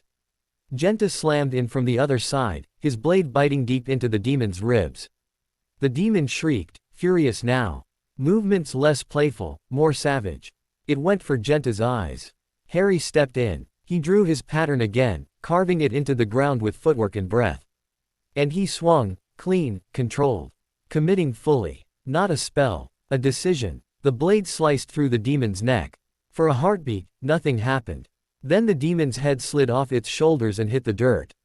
Its body stumbled forward 2 steps like it didn't understand the concept of losing. Then it collapsed. The head's mouth opened, trying to speak. Ash began to crawl up its skin. Its eyes fixed on Harry's scar, hate and curiosity boiling together. It whispered something as it turned to dust. Harry didn't understand the words. But he understood what it meant. You're not supposed to be here. The demon crumbled. Gone. Silence returned to the clearing, heavy and shaking. Aiko stood frozen, blade still raised. Genta stared at Harry like he'd seen him for the first time. Harry's hands trembled on the sword hilt. His lungs ached. His scar burned like someone had pressed a coal against his skull. He swallowed hard. He looked down at the dead trainee on the ground. Too late. Always too late. Aiko lowered her blade slowly. Her voice was tight. Your footwork, that wasn't water. Harry's throat worked. I don't know what it is yet. Genta exhaled a harsh laugh. Weird foreigner. Harry almost smiled, almost. Then his scar flared again, hotter. Harry went still. He turned his head, eyes narrowing. There's more, he said. Aiko's face drained. How do you know? Harry's breath came slow, controlled, even as his scar screamed. It's loud, he said. From the trees, a new sound drifted in. Soft, delighted, clapping, a slow, mocking applause in the dark. A demon stepped into the edge of the clearing, taller, calmer, and smiling like it had all night to enjoy them. Its eyes gleamed, and when it looked at Harry's forehead, it smiled wider. Ike the scar was a candle and it had finally found the flame. The clapping didn't stop. Slow, patient, mocking, like the demon had been waiting for an audience and had finally gotten one worth performing for. Harry held his sword in both hands, elbows loose, shoulders down. The borrowed Nichiren felt heavier than it had a moment ago, not from weight, because now it had meaning. Aiko's stance settled beside him. Her breathing audible in the quiet, measured, controlled, water-breathing cadence. Genta stood a half-step forward like a guard dog straining against a leash, jaw tight, knuckles white on the hilt. The new demon stepped closer into lantern light. It looked too neat. Most demons Harry had seen so far were hunger made visible, sharp bones, pale skin, too many teeth. This one wore its hunger like clothing, tailored. Its hair was slicked back. Its eyes were bright with entertainment. Its hands were clean, fingers long and graceful, as if it belonged in a theater instead of a slaughterhouse. It tilted its head at the ash remnants of the demon they'd just killed. First night, it said in Japanese, voice warm as honey. And you already know how to cut. Aiko's grip tightened. It talks. Genta spat. All demons talk. They love it. The demon's gaze slid from Aiko to Genta, mildly interested, then landed on Harry. And lingered. It smiled wider. Harry's scar flared, sharp. Hot. Like something inside him tried to claw out. He forced his breath down. Intent. Steady. Focus. Present. The demon's eyes narrowed as if it could see Harry's effort. Oh, it murmured. That's a rare smell. Harry didn't understand the words perfectly, but he understood the tone, recognition without certainty. Interest without commitment. Aiko whispered, barely moving her lips, we should go. Genta's shoulders twitched. We can take it. Harry's scar surged again, hotter. Not just warning. Pressure. Like standing too close to a fire you didn't know was there until your skin started to blister. Harry swallowed. It's strong. Aiko shot him a glance. How do you know? Harry didn't answer. He didn't have time. The demon moved. Not lunging, gliding again, like the ground was optional. It slid to the side of the clearing in a single step and the lantern light shifted strangely, as if dragged along with it. Harry blinked. For a fraction of a heartbeat, the shad OWS didn't match the shapes that cast them. The demon clapped once, sharp. And the sound hit Harry like a slap of cold water. His scar burned. His ears rang. Genta swore. What the? The demon clapped again. This time the clearing seemed to tilt. Not physically. Not like the earth moved. Like Harry's sense of direction was briefly unplugged and plugged back in wrong. Aiko stumbled, boots skidding. Harry's stomach lurched. Blood demon art. Not a spell, not magic the way he knew it, something else. A system, like the trainer said. A mechanism that attacked the mind and senses instead of the body. The demon smiled, delighted by their confusion. It's been so long since I've had children who can still scream, it said softly. Harry's breath threatened to break. His scar screamed louder, as if it was trying to drown his thoughts. Harry clenched his jaw and forced the rhythm back into place. Deep inhale. Hold. Release. He stared at the demon's hands. The clapping. The trigger. He didn't need to understand the whole trick. He needed to understand enough to survive the next 10 seconds. Don't listen to it, Harry snapped, mostly to himself, partly to the others. Watch the hands. Aiko tried to reset her stance, breathing deeper. Genta's eyes locked on the demon's palms like they were knives. The demon clapped again. Harry didn't let his eyes flicker. He then on the clap, feet sliding into that pattern he'd started to build unconsciously, the sigil his body trusted when his mind couldn't. 1 2 3. The clap hit him, his ears rang, but his balance held. Aiko steadied too, copying him without realizing, eyes on hands, breath controlled. Genta didn't. He flinched at the sound. The demon's smile sharpened. It vanished, too fast, and reappeared beside Genta. Claws aiming for his ribs. Harry's scar exploded with heat. Harry moved. Not forward. Not back. Across. He cut into the space between them, blade angled to intercept. Steel met claw with a shriek. The impact jarred Harry's arms all the way to the shoulder. The demon's eyes widened slightly. It hadn't expected Harry to be there. Harry didn't wait to see what it thought. Move, he barked. Genta stumbled back, cursing, clutching his side where claws had grazed cloth and skin. Aiko stepped in, breath steady now. Water breathing, second form. Her blade flowed like a current, forcing the demon to retreat half a step. Half a step was a victory. The demon clicked its tongue, amused. It clapped again. The sound punched through Harry's skull. For a heartbeat, Harry saw something else, something not in the clearing. A pale hand, a mouth near an ear, a voice whispering approval. Then the vision snapped away and Harry's knees nearly buckled. His breath hitched. His scar flared hotter. Delighted by the weakness, Harry clenched his teeth so hard his jaw ached and forced the breath deeper until the rhythm returned. The demon watched him with sudden interest. You're holding it together, it said. How cute. Aiko's voice was tight. Harry, what is it doing? Harry didn't look away from the demon's hands. It's trying to break our balance with sound. Genta spat blood-tinged saliva. Then cut the hands off. The demon laughed. Try. It clapped twice, fast. Aiko stumbled. Genta swore again. Harry's scar surged like a wave. And Harry realized something with cold clarity. The demon wasn't clapping to disorient them randomly. It was clapping to time them. To catch the exact moment their breathing broke. To strike the instant panic replaced control. Harry shifted his stance. Blade up, breath locked. Don't chase, Harry warned. We back out. Slowly. Genta's eyes were furious. We can kill it. Aiko shook her head once, sharp. Not like this. The demon's smile widened at their disagreement. Yes, it purred. Argue. That's always the beginning. Harry's scar burned hotter, then hotter still, like something in the forest beyond the demon had shifted. Harry's eyes widened. There was another demon nearby. Not visible, but present. His scar didn't just warn, it layered. Heat on heat. Pressure on pressure. Harry swallowed hard. This was the curse's cruelty. It didn't let him ignore danger, but it could also drown him in it. The demon in front of them clapped once, slow. Do you hear them? It asked softly. They're coming. They like you. Aiko's face drained. Genta's grin was gone completely now. Harry forced himself to breathe deeper, narrowing the scars screaming into something usable. Not everything at once. Just the nearest threat. Just the hands. Back, Harry said, steady. Now. Aiko obeyed immediately. Genta hesitated, then did too, teeth clenched, pride swallowed. The demon didn't rush them. It followed like a cat follows a mouse it hasn't decided to kill yet. Clap, clap. Each sound tried to punch holes in Harry's focus. Harry refused it. He drew his pattern again with his feet. 1 2 3. A moving sigil, something his body could hold even when his mind wavered. They backed into the trees, leaving the clearing behind. The darkness thickened. The demon's voice drifted after them, playful. Run if you want. 7 nights is a long time. Then the clapping stopped, and the forest went quiet.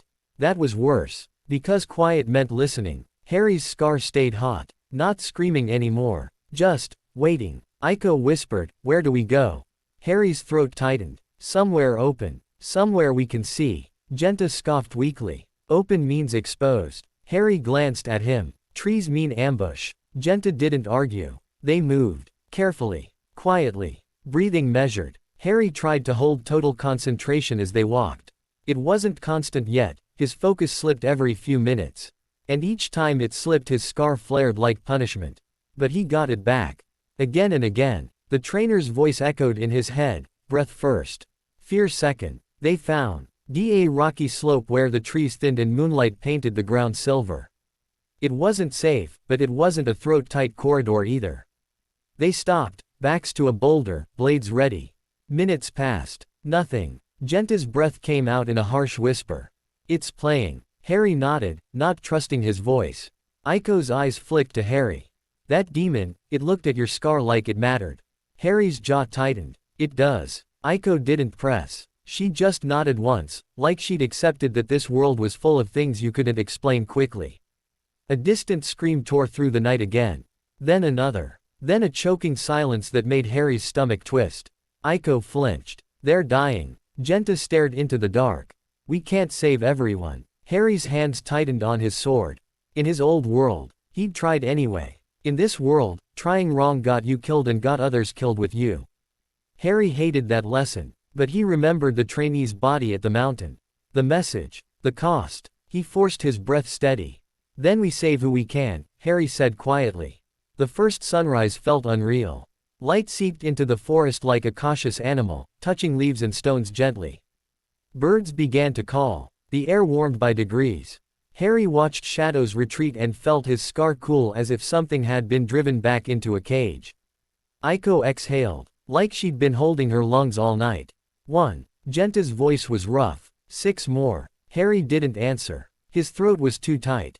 They found water and drank. They ate what little they had.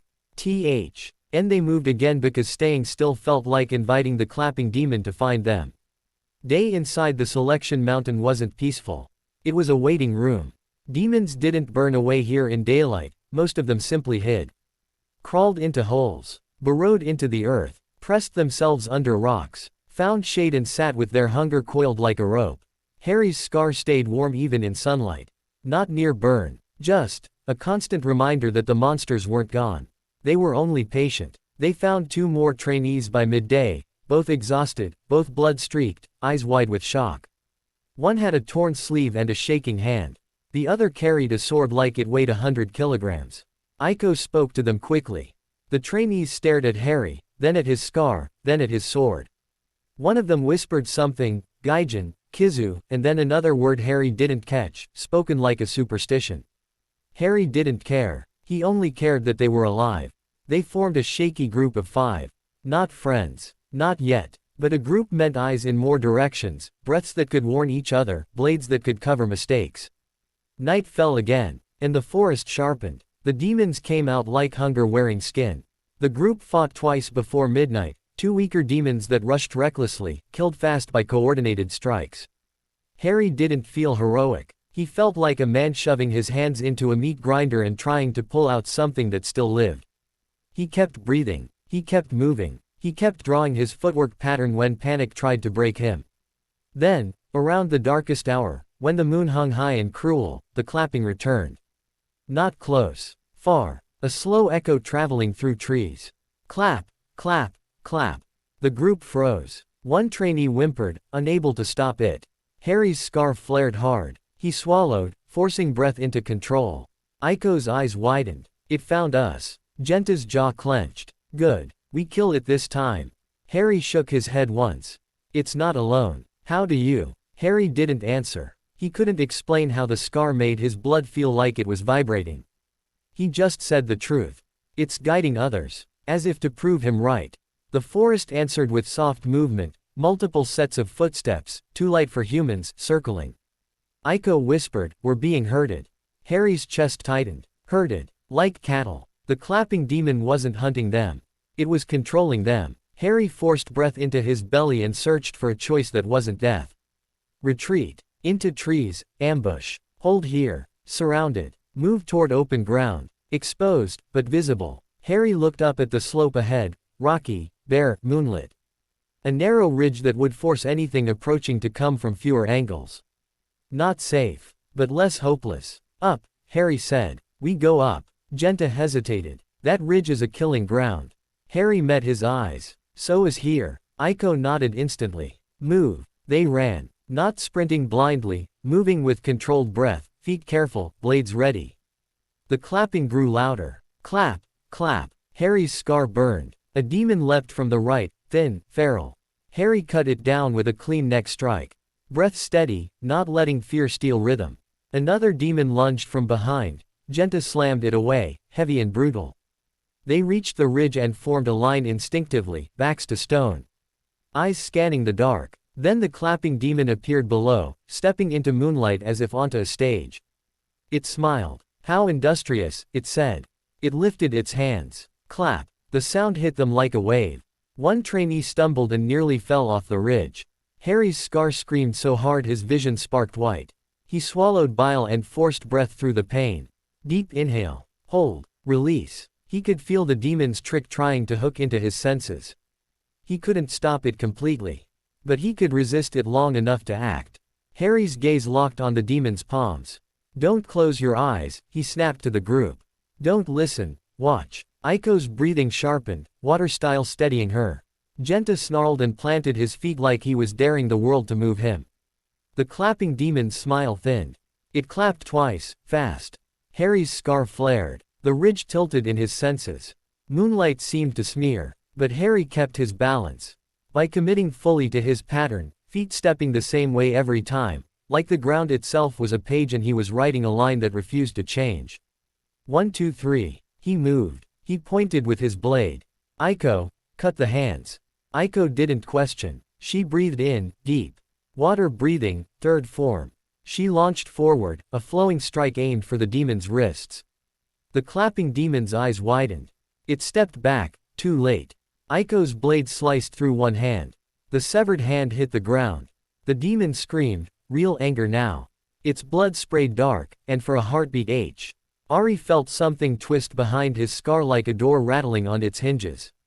The demon's face warped with hate. Then its severed hand twitched and began to regenerate. Harry's stomach dropped. It was healing even faster now, furious. Desperate. The demon hissed and clapped with its remaining hand, one sharp clap that cracked the air. The sound punched into Harry's skull. Harry's breath broke, and for one terrifying second, his sealed magic surged like it had in training, pressure building behind his ribs, begging to explode. Harry's scar burned like fire. His vision filled with pale hands and a beautiful dead smile. Muzan. Harry nearly lost himself. Then Aiko shouted his name, sharp, grounding, and it snapped him back. Harry. Harry sucked in a deep breath, held it, forced control back into the body. His magic didn't release. The pressure stayed contained, painful, but contained. Harry's eyes refocused on the demon. It was missing one hand and still smiling like a monster who enjoyed pain. Ah, it whispered. You do have something inside you. Harry's blood ran cold. It wasn't guessing. It was smelling the flare. The demon's gaze sharpened, hungry not for flesh, but for whatever was tied to Harry's scar. You're a door, it said softly. And I wonder what happens when someone knocks. Harry's grip tightened on the sword until his knuckles whitened. He didn't understand every word. But he understood enough. The demon wanted him alive. Wanted him broken. Wanted him brought to someone else. Harry's scar pulsed once, hard, like it agreed that he was in danger. Harry exhaled slowly. No, he said, English, but filled with all the meaning he had. Not again. He stepped forward. Not with rage. With choice. He drew his footwork pattern clean and deliberate. Committing to it like it was a spell he could trust. 1, 2, 3. Aiko moved with him, water breathing flowing to force the demon to react. Genta slammed in from the other side, heavy and relentless. The clapping demon tried to clap again, but Aiko's blade flashed, another clean cut, severing the regenerating wrist mid-growth. The demon shrieked, furious, balance faltering for the first time. Harry saw the opening. He inhaled deep, held, released, and swung. A single clean arc aimed for the neck. The demon twisted, fast, but not fast enough. Steel bit deep. Not full decapitation, but enough to stagger it. Enough to make it fear for the first time. It stumbled back, snarling, and the clapping stopped. The forest behind it rustled, other demons moving, confused without their guide. The clapping demon's eyes burned with hate. It touched the wound at its neck, fingers coming away dark, then smiled again, smaller now, crueler. "This isn't over," it whispered. Then it vanished into the trees like smoke. The night swallowed it. Harry stood frozen, breathing hard. Aiko lowered her blade, chest heaving. We drove it off." Genta spat and laughed harshly. "Coward demon." Harry didn't laugh. Because his scar was still hot. Because he could still feel the demon out there, nursing its wound, remembering his face. And because he realized the worst part. If that demon could think like that, there were demons who could think better. Harry stared into the darkness and forced his breath steady again. 7 nights. 1 breath. And Somethi. In this mountain had decided Harry Potter was worth hunting. Night 3 didn't come with a scream. It came with silence so thick Harry could taste it. After they'd driven the clapping demon away, the forest felt like it was holding its breath, waiting to see what they would do next. The other trainees they'd gathered stayed close now, moving like shadows behind Aiko and Genta, eyes darting at every rustle. Harry kept his breathing steady as they walked. Deep inhale. Hold. Release. His scar stayed warm, an ember that refused to go out. Aiko glanced at him once, then quickly looked away. As if staring too long at his forehead might invite attention. Genta kept flexing his fingers, restless. "That demon won't forget," he muttered. Harry didn't answer, because the truth was worse. Harry's scar could still feel it sometimes, like a thread in the dark pulled tight and humming. Not close, but present. They found the house near midnight. It shouldn't have been there. In the middle of this wisteria-covered mountain meant to be a killing ground, a traditional wooden house sat half hidden among trees, old, tilted slightly, lantern dim behind paper windows. Aiko stopped at the edge of the clearing, blade raised. "No." One of the other trainees, small, shivering, whispered, "Shelter." Genta eyed the house like it was a meal. Or bait. Harry's scar pulsed hot. Not a flare, just a firm warning. The house felt wrong the way the forest felt wrong when a demon was near. But this was concentrated. Like the wrongness had an address. Harry forced his breath deeper. "Demons hide from sun," he murmured. "Some hide in places." Aiko's eyes narrowed. "You think a demon lives there?" Harry stared at the paper windows. "I think something uses it." Genta snorted. "So we burn it." Aiko snapped. "You can't burn a house you're standing next to in a forest." Genta grinned like he'd been waiting for the fight. "Then we don't stand next to it." Harry cut in, sharp. "Enough." Both of them looked at him, Aiko surprised, Genta annoyed. Harry's scar warmed again, and he realized why. They weren't being watched from the trees. They were being watched from the house. Harry stepped forward 1 pace, cautious. "We don't go in," he said. "We skirt around and keep moving." The shivering trainee swallowed. "But, the demons." Harry looked at them. "The house is worse than the cold." The trainee's eyes widened, then nodded quickly. Aiko agreed instantly. "We go around." Genta rolled his eyes but didn't argue. They started to move, and the lantern inside the house brightened. Just a little, like someone had turned its attention toward them. Then, a soft sound, a thump, not footsteps, not wood creaking, a drumbeat. Harry froze. His scar spiked hot, sharp as a needle. Aiko whispered, "What was that?" Another beat, thump, and the world shifted. Harry didn't fall. The ground didn't move, but his sense of direction snapped sideways like Somio.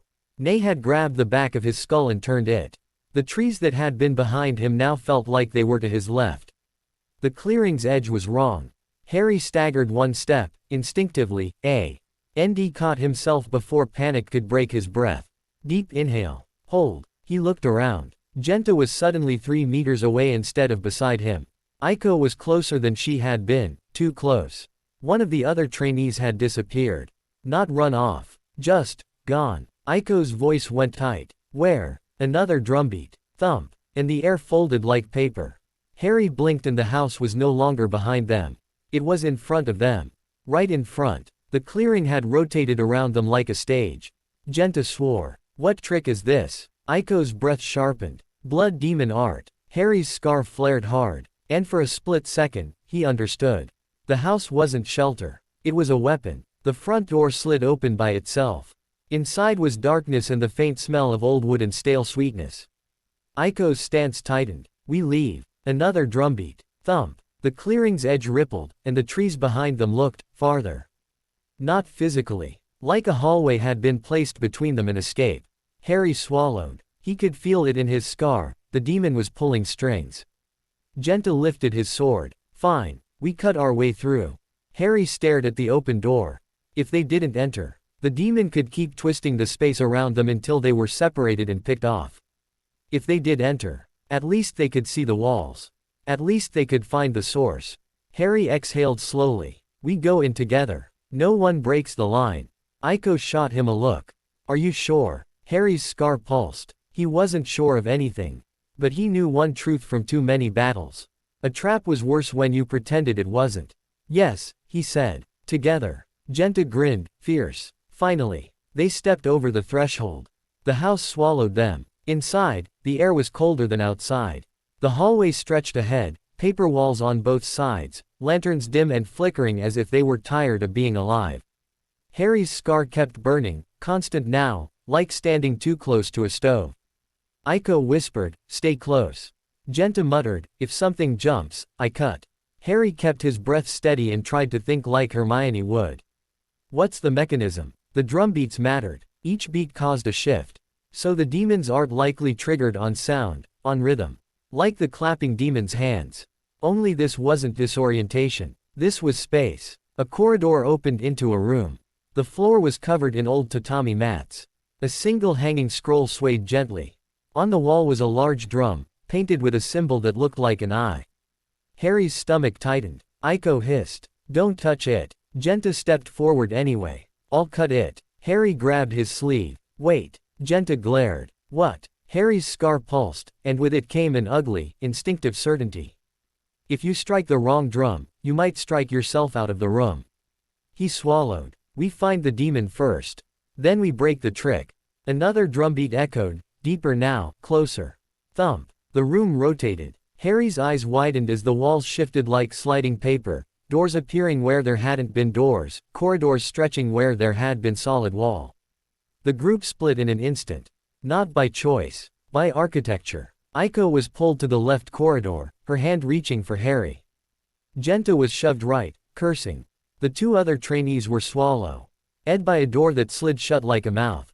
Harry lunged. Too late. The hallway rearranged again. Harry found himself alone in a narrow corridor with paper walls and a dim lantern at the far end.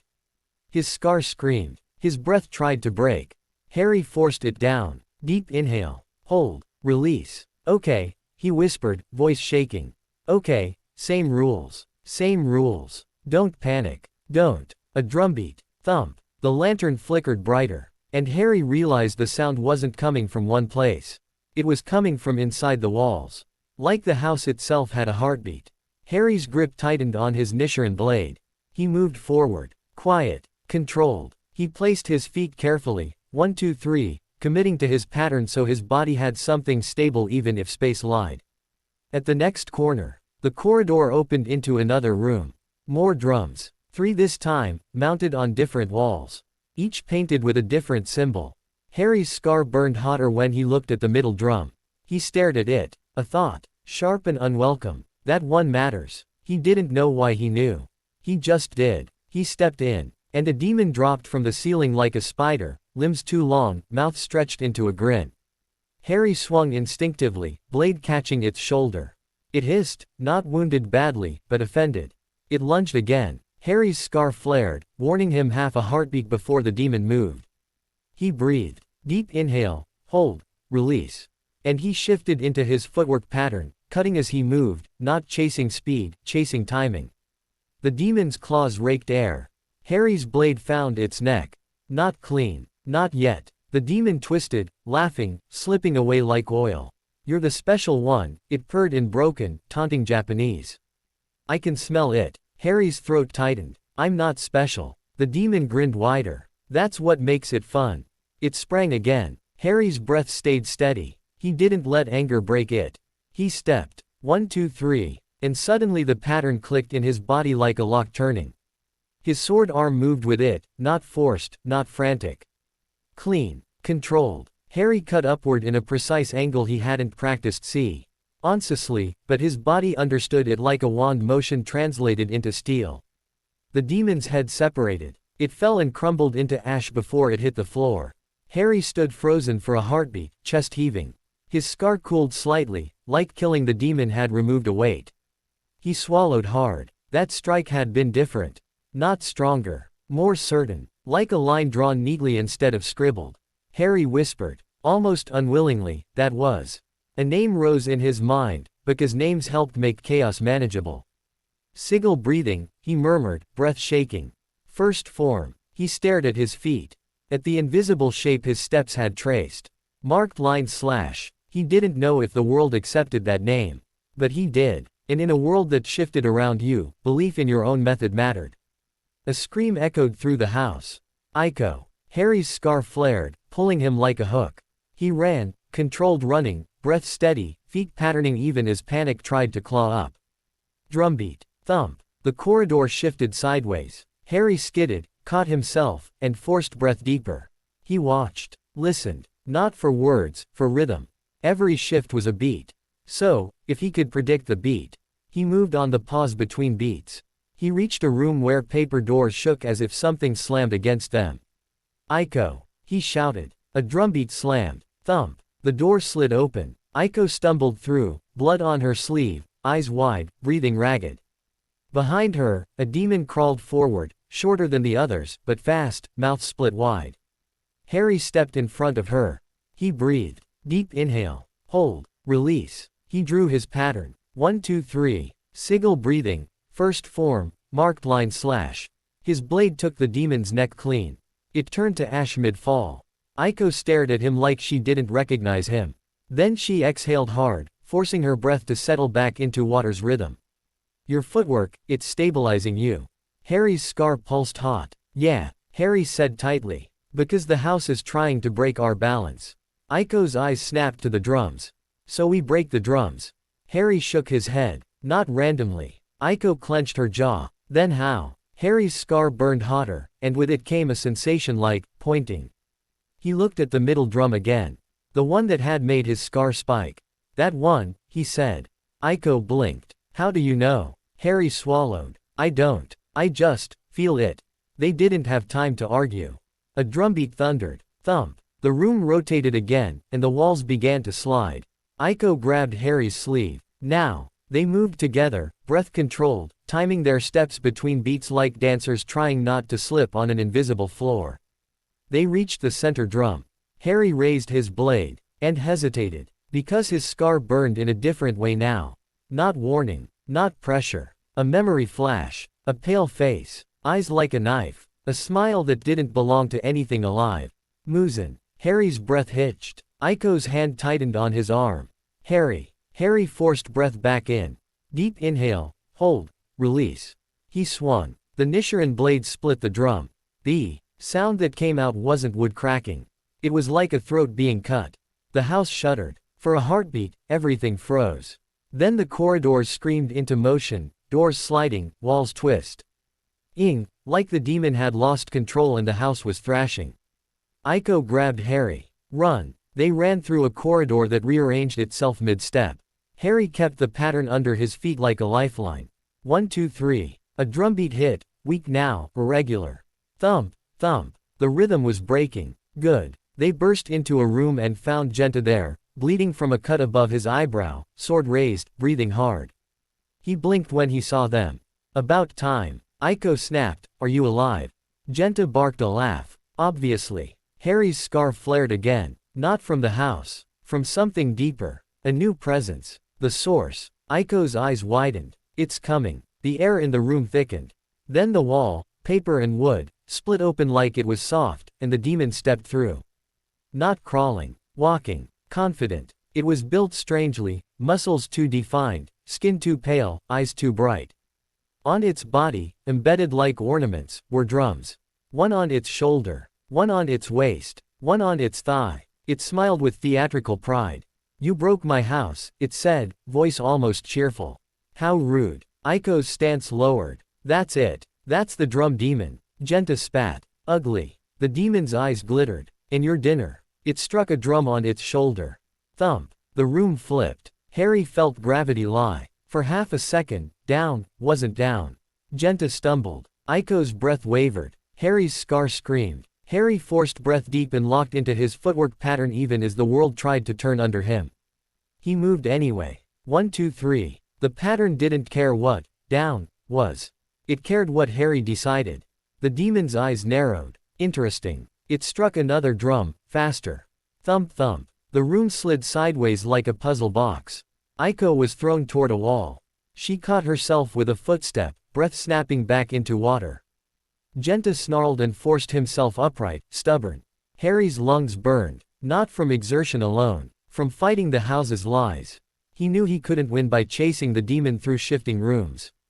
He had to break the system. He stared at the drums embedded in the demon's body. Mechanism. Trigger. If he cut the drums. The demon struck again. Thump. Harry's balance snapped. His scar flared like fire. For one terrifying second, his sealed magic surged, pressure behind his ribs, begging to explode.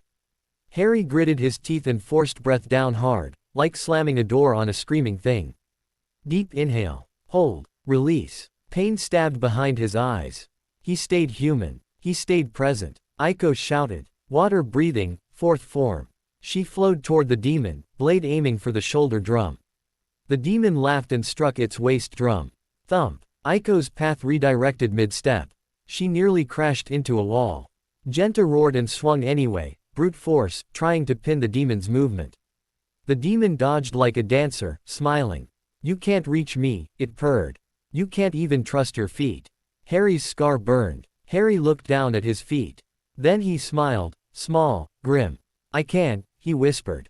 Because I don't trust the house. He trusted the pattern. He inhaled deep and stepped forward.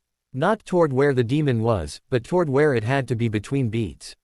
He watched the demon's hand lift. He watched the drum strike. Thump. He moved on the recoil. 1 2 3. Sigil breathing. First form, marked line slash. Harry's blade didn't go for the neck. It went for the shoulder drum. Steel bit wood and flesh. The drum cracked. The demon shrieked, not from pain alone, but from loss. The room stuttered. Walls paused mid-slide. The demon's eyes widened, furious now. How? Harry didn't answer. He breathed again, deeper. Aiko recovered instantly. Water's flow returning as the house hesitated. Genta slammed in. Together, they pressed. The demon struck another drum, desperate. But the rhythm was wrong now. Broken. Harry stepped through the gap. 1 2 3. Sigil breathing. First form, marked line slash. This time the blade found the neck. Clean. Certain. The demon's head separated. Its body stumbled forward, then turned to ash. As it crumbled, its eyes locked on Harry's scar, hatred and recognition twisting together. And in the dying memory that flashed into Harry's mind, he saw it again. A pale man in perfect clothing. A voice like velvet and poison. A hand brushing Harry's scar as if it belonged to him. Muzan wants you, the memory whispered.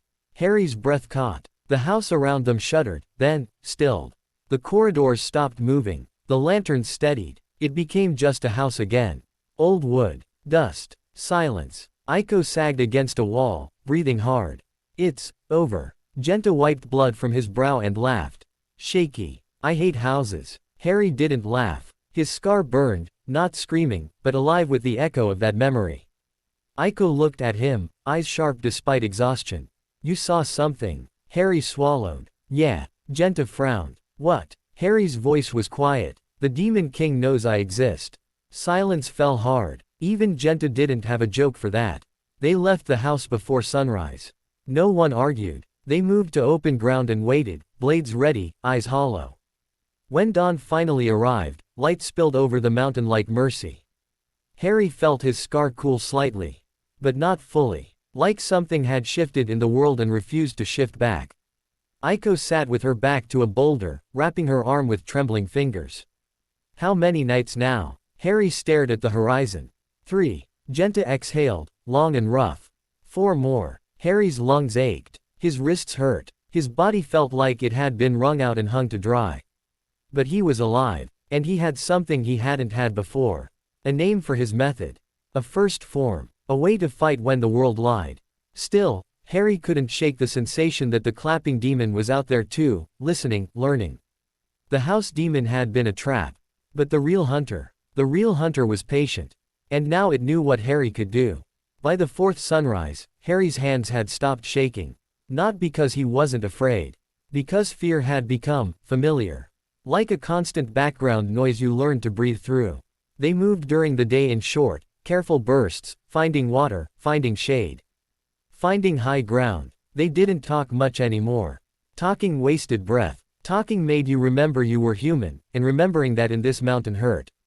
Aiko kept her water rhythm like prayer beads, inhale, hold, release, eyes scanning constantly. Genta walked with a limp he pretended wasn't there, jaw set, stubborn as a stone.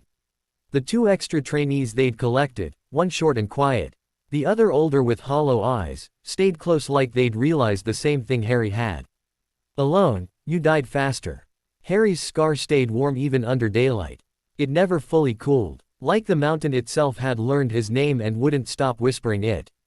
The clapping demon didn't return that day. But Harry could feel it sometimes, far away, like a hand tapping on glass.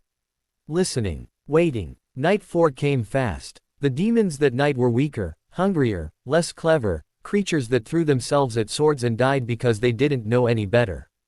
That was almost worse, because it reminded Harry that some people didn't die to monsters that were brilliant. They died to monsters that were common. A trainee screamed somewhere in the trees and the scream turned into choking silence. The sound didn't even echo. It just stopped. Genta's grip tightened on his blade. Aiko's eyes flicked toward the sound and then away, deliberate. The older trainee whispered, "Should we?" Harry's throat tightened. In his old world, he would have run toward it without thinking. Here, the trainer's voice lived in his bones. "You are not ready. Do you want to die tonight?" Harry forced a slow exhale. "We keep moving," he said quietly. "We don't split." The older trainee's face twisted with guilt, but they nodded. They kept moving. Harry hated himself for it. He breathed anyway. Night 5 was the one that tried to break him. It started with a voice. Soft, familiar, impossible. "Harry." He froze so hard it felt like his joints locked. The darkness between two trees shifted, and for half a heartbeat Harry's mind tried to fill it in with a shape it wanted. A boy with red hair and freckles. A lopsided grin. Ron. Harry's scarf flared hot. His breath hitched. Aiko's hand snapped out and grabbed Harry's sleeve hard enough to sting. "Don't," she hissed, eyes sharp. The Ron shape smiled wider in the dark. "Harry," it said again, voice too perfect. Too smooth. "Come on. It's us." Harry's throat tightened until it hurt. His chest felt like it was collapsing inward. He forced breath down into his belly, deep inhale, hold. Release, but the voice slid under it like a knife under armor. "You're tired," the voice said. "You don't have to fight anymore." Aiko's grip tightened. "It's a trick." Genta growled, "I'll cut it." Harry's vision blurred. Because the voice wasn't only Ron. It shifted, gentler, sharper, into another voice Harry hadn't heard in so long it hurt. "Harry, think. You're panicking." "Hermione." Harry's breath broke completely for one terrifying second. His scar burned like molten metal.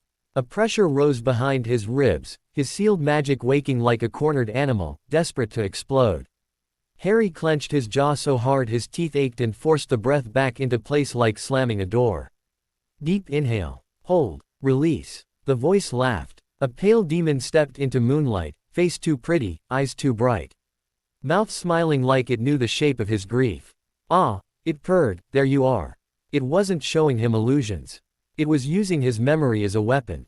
Harry's hands trembled on the sword hilt. Aiko whispered, urgent, "Harry. Look at me." He did. Her eyes were fierce and real and present. "Breathe," she said. Harry inhaled, held, released. The scar cooled a fraction. The demon's smile thinned. It didn't like being ignored. It lunged. Harry moved. Not toward the voice. Toward the body. He drew his footwork pattern, 1 2 3, and cut low, then high. Controlling distance instead of chasing emotion. Aiko flowed beside him, water breathing slipping in like a current. Genta slammed in from the other side, brute and relentless. The demon tried to speak again, tried to slip another voice into Harry's ear. Harry didn't let it. He kept his breath steady until the sword became the only language that mattered. His blade found its neck. The demon crumbled, its smile collapsing into ash. Harry stood shaking, chest heaving, eyes burning. Aiko didn't let go of his sleeve until his breathing truly steadied. Genta wiped his mouth with the back of his hand. That one was nasty. Harry swallowed hard. They can do that. Aiko's expression was grim. Some can. They learn what hurts. Harry stared into the trees, thinking of Ron and Hermione like ghosts used as bait. He forced himself to breathe again. He hated this world, and he understood it. Night 6 took blood. Not his first, but his most. It happened fast. A pack of smaller demons, feral, coordinated, drove them toward a narrow ravine. Their movement wasn't clever like the clapping demons, but it was effective. Hurting, cornering, Genta roared and cut one down. But a claw raked across his thigh and he went down hard, teeth gritted, refusing to scream. Aiko moved to cover him. And a demon leapt for her throat. Harry's scar flared. Harry stepped into his pattern, blade flashing. Sigil breathing. First form, marked line slash. The demon's head snapped off clean. Ash scattered. Another demon lunged from Harry's blind side. Too fast. Harry turned. Not enough. Claws tore across his ribs like knives through cloth. Pain exploded through his side. Harry stumbled, vision sparking white. His scar surged in response, screaming at the pain like it wanted to ride it. Harry forced breath through clenched teeth, deep and shaking. He refused to let panic take the wheel. Aiko's blade flashed, water flowing, decapitating the demon that had cut him. Genta shoved himself upright despite the bleeding leg and swung heavy, driving 2 more demons back. The older trainee, hollow-eyed, charged recklessly and got grabbed. For one brutal second, Harry saw it. A mouth opening, teeth, a human being reduced to food. Harry moved, not thinking, just breathing. He stepped into his pattern and cut the demon's arm off at the elbow, then the neck. The trainee stumbled free, sobbing. Harry's ribs screamed. His shirt was warm with blood. He swayed. Aiko grabbed him. "You're hit bad." Harry's voice was tight, stubborn. "Not now. He couldn't go down here. Not with night still thick and demons still moving." They backed out of the ravine and climbed, slow, agonizing, breath-controlled climbing, toward open ground. Harry's blood dripped on leaves like a trail. He hated that. He hated leaving a path. But he couldn't stop it. By the time dawn finally bled into the sky, Harry's body was trembling uncontrollably, not from fear. From blood loss. From exhaustion. From the way his scar kept pulsing hot every time he wavered, like it could sense weakness and wanted to pull him under.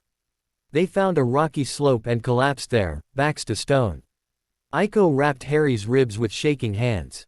Genta sat with his back against a boulder, leg bound tight, face pale. The 2 extra trainees didn't make it through the night. Harry realized it slowly, like your mind refusing to accept missing numbers. He stared at the empty space where they should have been. Aiko didn't speak about it.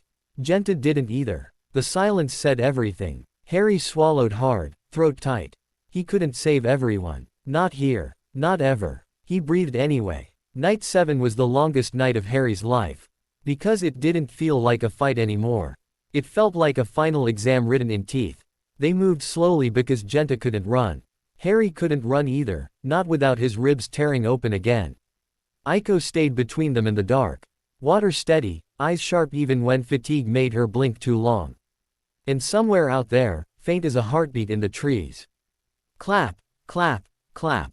Harry's scar burned like it was being pressed against a stove. The clapping demon wasn't close.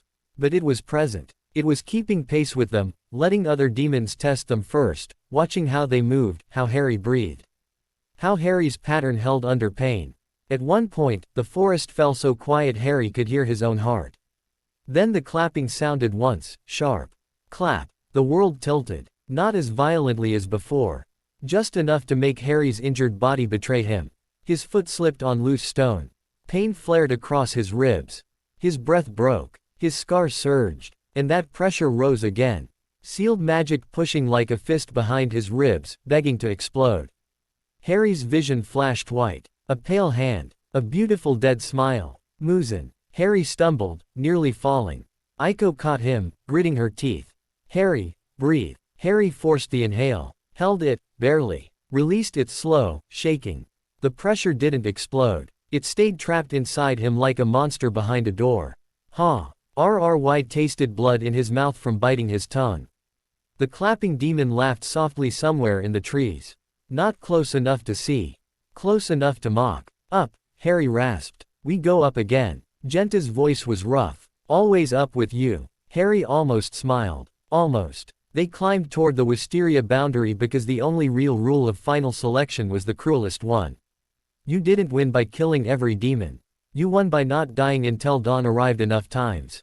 The last hour before sunrise felt like walking through a throat. Shadows pressed close. Movement brushed the edges of vision. Harry's scar burned constantly, a beacon in his skull. Then, finally, the wisteria scent thickened. Purple blossoms appeared ahead like a wall of mercy.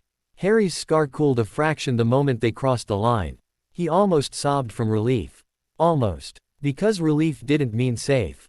It just meant not dead yet. They stumbled into the clearing where it had all begun. Corps attendants waited there, faces calm. Eyes assessing. They looked at the survivors the way medics looked at wounds. With speed, with precision, without romance. One attendant stepped forward, voice carrying. Harry didn't understand every word, but he understood the tone. It's over. Aiko sank to her knees, breath finally breaking into something like shock. Genta sat hard on the ground and laughed once, ugly, exhausted. Harry tried to stand tall. His ribs screamed. His vision blurred. He swayed. And then the world tilted for real this time. He fell. Not into darkness. Into hands. Someone caught him before his head hit the ground. A woman's voice, gentle, sharp, spoke above him, Japanese too fast for his brain.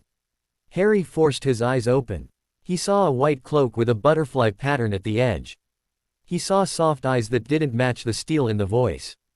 And then he saw it, her gaze sliding to his scar.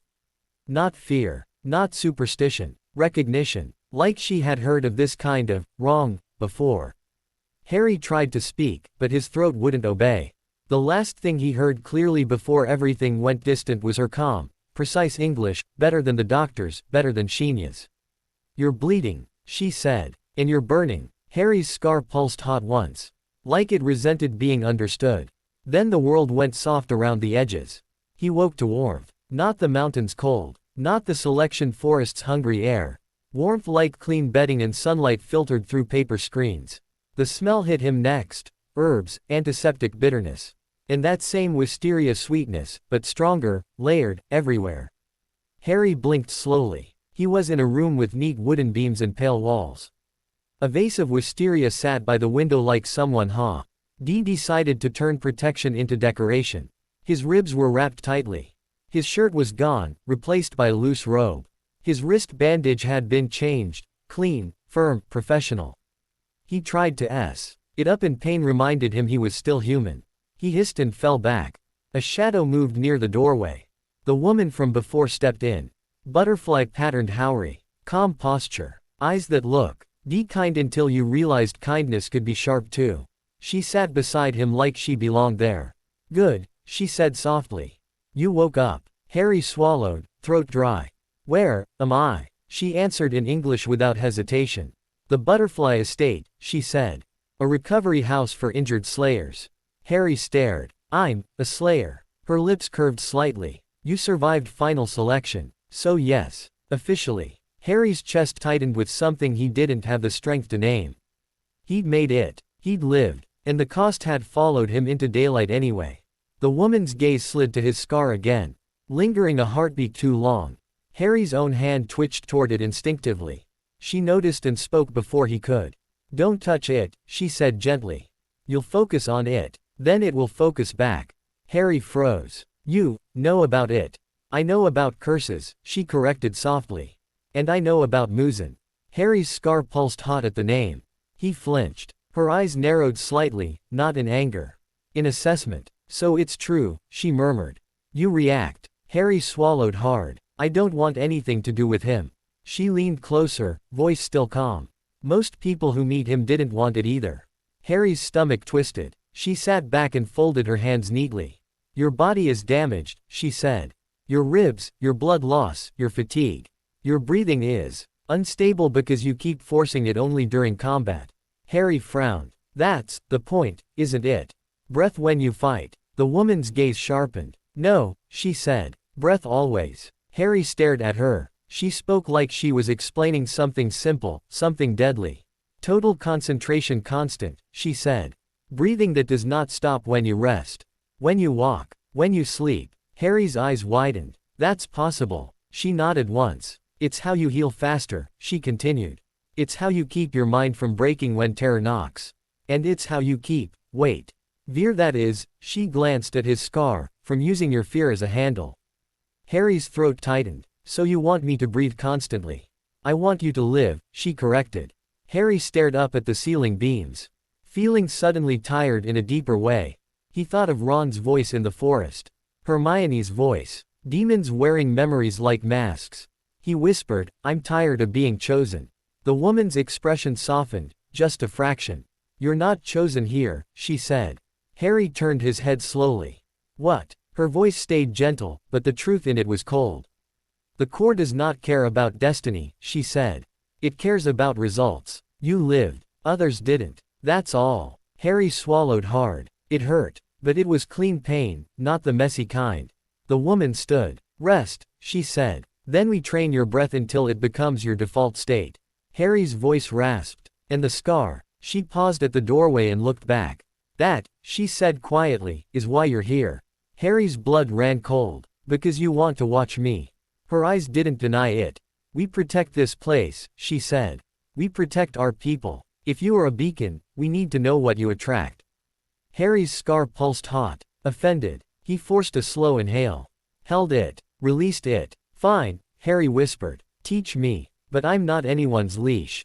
A tiny smile flickered at the edge of her mouth, like she appreciated the spine. We'll see, she said. She left. Harry lay back, breathing slowly, trying to push total concentration into the quiet spaces, not just the fight spaces. Outside the window, wisteria swayed gently. It looked like peace. But Harry understood now. Even safe places were built for a reason. And sometimes, the reason was a cage. At the far end of the estate, a crow cawed, sharp, official. Harry's scar warmed faintly. Not screaming. Just listening. Like the next part of the war had already started. Harry wanted to snap back. Wanted to say, I've been almost dying my whole life. But he didn't. Because here, words didn't change physics. Breath did. So he walked. Up and down the polished wooden halls until his legs trembled. Until sweat dampened his collar. Until the ribs under his bandages throbbed like a second heartbeat. He walked with his jaw clenched and his pride swallowed and his lungs doing what Hane demanded, always. When his focus slipped, Hane didn't scold. She just tapped his sternum. Again. When his scar warmed and tried to steal his attention, she didn't comfort him. She made him sit and breathe until the burn became background noise. Pain is a bell, she said once, voice quiet. It will ring forever if you let it. Your job is not to stop it. Your job is to keep walking while it rings. Harry hated that. He also understood it in a deep, unpleasant way. Because he'd lived with a bell on his forehead for years. And he'd never truly learned how to keep it from steering him. By the time he could stand without swaying, Aiko visited. She slid the paper screen open and stepped in with her posture neat and her eyes sharper than before, like surviving 7 nights had carved away anything soft. You look less dead, she said. Harry huffed a laugh that turned into a wince. I'm trying not to impress anyone. Aiko's gaze flicked to his bandaged ribs. You bled a lot. Harry stared at the floor. So did others. Aiko didn't argue. She simply sat beside him, folding her hands on her knees, and stared at the wisteria outside the window. After a long moment she said, Genta is alive. Really? F hit Harry so fast his breath stuttered. He caught it immediately, deep inhale, hold, release, like Hane had drilled into him. Is he? He's limping, Aiko said. And complaining. So yes. Harry let out a slow exhale. Aiko turned her head slightly. The core is talking about you. Harry's scar warmed faintly, as if it enjoyed being discussed. Harry kept his voice steady. About what? Aiko's eyes narrowed. About how you pointed at demons before we saw them. About how that clapping demon looked at you like you were a prize. Harry's stomach tightened. Aiko continued, tone controlled. They don't like things they can't classify. Harry's laugh was humorless. Welcome to my life. Aiko didn't smile. Then, quieter, she asked, do you feel them now? Harry closed his eyes. He focused. The estate was heavy with wisteria. Protected. Quiet. His scar was warm, but not screaming. I feel echoes, he admitted. Like a distant pressure. Aiko nodded slowly. So you're always listening. Harry opened his eyes. I don't want to be. Aiko's gaze held his. Then learn to control it. Or it will control you. It sounded like something Hane would say. Harry didn't know whether to be grateful or furious. Aiko stood. I'll see you on the field, she said. Harry blinked. Soon. Aiko paused at the door. Soon. And then she was gone, leaving wisteria scent and certainty behind her. Genta visited 2 days later. He shoved the screen open like it had personally offended him and limped into the room with a bandaged thigh and a grin that looked like it had been stitched on. Foreign scar boy, he announced. Still breathing. Harry stared at him, then let out a breath he hadn't realized he was holding. You're alive. Genta flopped down like pain was optional. Obviously. Harry's mouth twitched. You were close. Genta's grin faltered for half a heartbeat. Then he shrugged, rough. Yeah, close. He tapped his chest with 2 fingers, awkwardly copying. Breathing. Helps. Hate it. Harry snorted. Same. Genta leaned closer, squinting at Harry's forehead like the scar owed him money. So, you really feel them. Like, magic nose. Harry's scar warmed. Harry forced his breath steady. Not a nose. More like, pressure. Like standing near fire. Genta whistled. Useful. Harry's voice went flat. Also makes you a target. Genta's grin came back, smaller. Then we cut whoever comes. Harry stared at him, then nodded once. Not because it solved anything. Because it was the only honest answer they had. When Hane decided he was field ready, she didn't celebrate. She handed him his clothes, inspected his ribs one last time, and said, constant breathing. Even when you think you don't need it. Harry tightened the wrap around his chest. I get it. Hane's eyes sharpened. No. You practice it. Harry exhaled slowly, forcing his shoulders to relax. Fine. She handed him a small pouch. It smelled sweet and sharp. Wisteria powder, she said. Not a weapon. A moment. Harry took it carefully. A moment for what? For you to remember you're human, Hane replied. Demons don't fear your courage. They fear your timing. Harry's scar warmed faintly. Like it didn't like how sensible that was. Then a crow landed on the porch rail outside and cawed. Hard, official, urgent. Hane stepped out and listened. Her face didn't change much. But Harry saw the shift in her eyes, calculation, risk, decision. She came back inside. Mission, she said. Harry's stomach tightened. Already. Hane nodded. A mountain has gone silent. Harry's scar flared, hotter, sharper, like it recognized the concept before he even knew the details. Hane watched his reaction and spoke quietly. Your curse is loud, she said. So we're using it. Harry's jaw clenched. So I am a tool. Hane held his gaze. You're a slayer. Slayers are used. The question is whether you let them use you stupidly or wisely. Harry swallowed hard. Hane added, almost gently. Aiko and Genta are assigned with you. Relief and dread hit at once. Harry forced his breath steady.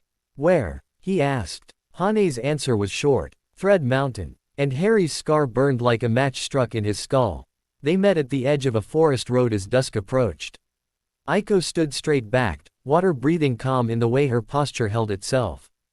Genta leaned against a tree, legs still bandaged, pretending he wasn't in pain while he chewed on something he probably shouldn't.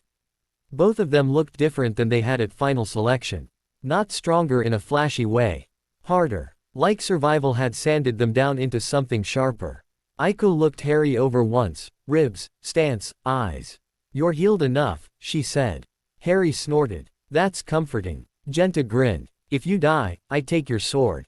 Foreign swords probably expensive. Harry rolled his eyes. You'd sell it for noodles. Genta's grin widened. Good noodles. They started walking. Night slid in like ink spilled on paper. Harry kept total concentration constant as best he could, breathing smooth even while walking, even while scanning, even while fatigue tugged at the edges of his mind.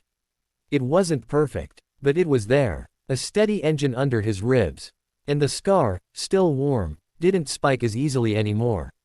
It rang, but it didn't drive. At least, not yet. By midnight, they saw it. The mountain. It rose ahead like a shadow against darker sky. And hanging between the trees at its base, catching moonlight like silver hair, were threads. So many threads that the forest looked like it had been wrapped in a spider's patience. Aiko's voice went tight. Webs. Genta's grin vanished. I hate spiders. Harry's scar surged hot, and for a heartbeat he tasted that wrongness in the air again, like old blood sweetening. It's not just one, Harry said quietly. Aiko looked at him. How many? Harry swallowed. The scar didn't give numbers. It gave pressure. It's layered, he said. Like standing near a whole row of fires. Genta muttered, brilliant. They stepped into the webbed forest. Instantly, the threads clung to their clothes, thin and sticky. Some snapped easily. Some didn't. Aiko lifted her sword carefully and cut a line in front of them. The thread parted with a soft tink, like a string instrument breaking. The sound made Harry's scar pulse. And somewhere above them, something moved. Aiko's breath sharpened. Quiet. Cut only when needed. Genta grumbled. I can be quiet. Harry didn't believe him for a second. They climbed. The higher they went, the thicker the webs became. They found the first body just before dawn. Not eaten. Wrapped. A slayer, cocooned against a tree trunk like an insect pinned for display. Eyes open. Face pale. Mouth slightly parted like they'd tried to breathe and couldn't. Harry's stomach dropped. His scar burned so hard his eyes watered. Aiko reached out, then stopped. If we cut wrong. I know, Harry said tightly. Threads weren't just obstacles. They were nerves. Some could slice. Some could poison. Some could alert whatever was controlling the web. Harry pulled out Hane's pouch and dusted wisteria powder lightly over the cocoon. The scent bloomed sweet and sharp. The threads trembled, subtle, like they hated it. A moment, Harry whispered, remembering Hane's words. Aiko nodded once. Then cut. Harry inhaled deep, held, released slowly. Total concentration constant. He steadied his hands. Then he stepped into his pattern. 1, 2, 3, drawing stability into the ground under him. And he cut. Not wildly. Not with brute force. With precise angles. Aiko watched and murmured, almost unwillingly impressed, that's not water. Harry's blade slid under the threads cleanly. Sigil breathing wasn't about power. It was about lines. Marked cuts. Clean separations. He freed the slayer in careful layers until the body sagged forward into Aiko's arms. The slayer gasped, shallow, terrified, and coughed. Alive. Barely. Harry's relief was sharp enough to hurt. The slayer's eyes found Harry's scar. Their pupils widened. They whispered something in Japanese, broken, panicked, then grabbed Harry's sleeve with trembling fingers like a drowning person grabbing a rope. Aiko leaned close. What happened? The slayer's voice shook. They controlled us. Threads, inside, like puppets. They made us kill. His voice cracked into sobbing. Harry's chest tightened. Puppets. Aiko's face went grim. How many demons? The slayer shook his head, terrified. I didn't see the master. Only the threads. Only the family. Family. Harry's scar spiked hot at that word, like it had touched something specific. Above them, threads trembled. A slow, deliberate vibration, like someone plucking a harp string to see if it sang. Genta's sword rose. We're being watched. Harry forced his breath steady. Then his scar surged again, harder, too many signals at once, too much pressure. His vision sparkled at the edges. He swayed. Aiko grabbed his shoulder. Harry. Harry clenched his jaw and inhaled deep, held, released. The pressure didn't stop. It piled up, hotter, louder. He could feel demons in every direction, above, behind, ahead, too many points on the map. It wasn't a compass anymore. It was a storm. Harry's breath threatened to break under the overload. And the scar, delighted by panic, pushed harder. Harry tasted metal. He felt that old door inside him rattle, the sealed magic pressing against its lock. Begging to burst out and solve the problem the easy way. Harry's hands trembled. No, he wasn't doing that. Not here. Not again. He anchored himself the only way he knew. He looked down at his feet. He drew the pattern again, deliberate. 1, 2, 3. 1, 2, 3. A moving sigil to keep his mind from splintering. His breath steadied. Not perfect, but steady enough. Aiko's grip tightened. Focus. Harry nodded once, teeth clenched. I'm okay. Genta snorted. You're sweating like you saw a ghost. Harry's voice was tight. Worse. The webs above them shifted. A shape dropped soundlessly onto a branch overhead. Pale limbs. Dark eyes. A demon, smaller than the house demon, but fast, spider-like in the way it crouched. It smiled. Then another dropped beside it. Then another. A family. Aiko's stance lowered. We don't get surrounded. Genta cracked his neck. Good. I hate being polite. Harry inhaled deep, held, released. Don't cut wildly, he warned. Threads can. Too late. One of the spider demons flicked its fingers. Threads shot out like invisible knives. They wrapped around Genta's sword arm. And yanked. Genta's arm jerked sideways. Like a puppet string had hooked into his bones. He snarled and tried to fight it, muscles straining. Aiko moved to cut the thread. Another thread snapped toward her ankle. Harry's scar screamed. He saw the threads half a heartbeat before they hit, felt the pressure of their movement like wind before a storm. He stepped into his pattern. 1, 2, 3, and cut the thread before it wrapped Aiko. Clean. Precise. Aiko blinked. Startled. I feel them, Harry said through clenched teeth. Before they land, the spider demons hissed, annoyed. A larger shape moved higher up the trees. Not visible yet, but present. The pressure intensified. Harry's scar flared so hot his eyes watered again. A voice drifted down from somewhere above, sweet as rot. Ah, so the foreign one is here. Aiko went still. The master. Genta's arm twitched again as the thread tightened. Harry's breath stayed steady by sheer will. The voice continued, amused. You cut threads like you were born to lines. Harry's scar pulsed. The voice laughed softly. How lovely. Then, everything moved at once. Threads snapped through the air like a net being thrown. Spider demons lunged. Forest became a trap of silver lines and pale limbs. Harry didn't try to overpower it. He tried to organize it. He took Hane's moment and made it a strategy. He threw wisteria powder into the air like smoke. The scent bloomed. Threads trembled. The spider demons recoiled. Just a fraction, enough. Now, Harry shouted. Aiko flowed forward, water breathing clean and relentless, severing two demons' necks in quick succession. Genta roared, ripping his arm against the pole, and yanked the thread's anchor point out of a branch, snapping it with brute stubbornness. Harry stepped into his pattern again, faster now. Carving lanes through the web. 1, 2, 3. His sword flashed, cutting threads mid-flight, not chasing demons, cutting the system. And as he cut, something in his mind clicked. He needed a second form. Not stronger. Wider. A way to clear space without losing precision. Harry inhaled deep. Held. Released. His feet moved in a tighter loop, a controlled circle, like drawing a rune around himself. He swung in a smooth arc that didn't aim for bodies. It aimed for lines. Threads snapped in a ring around him, clean, deliberate. Harry whispered the name as if speaking it made it real. Sigil breathing, second form. His blade completed the loop. Cleansing circuit. The air cleared. For half a heartbeat, the web around them loosened. Aiko stared at him, breath catching. Genta barked a laugh. Okay, that was cool. Harry didn't smile. Because above them, the pressure sharpened into something heavier than all the spider demons combined. A figure stepped into view on a higher branch. Not an animal crouch. Not a feral hunch. A calm, upright stance. A demon with eyes that didn't look hungry.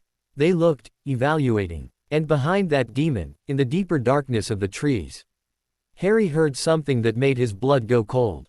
Clap. Just one. Soft. Polite. Like someone applauding a performance they'd paid to see. Harry's scar surged hot, so hot his vision sparked. The clapping wasn't close enough to see. But it was close enough to mean.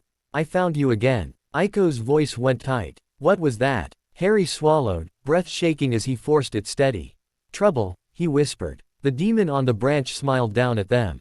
Welcome to my mountain, it said sweetly. Let's see what you're worth. And somewhere in the trees, faint and delighted. Clap, clap, clap.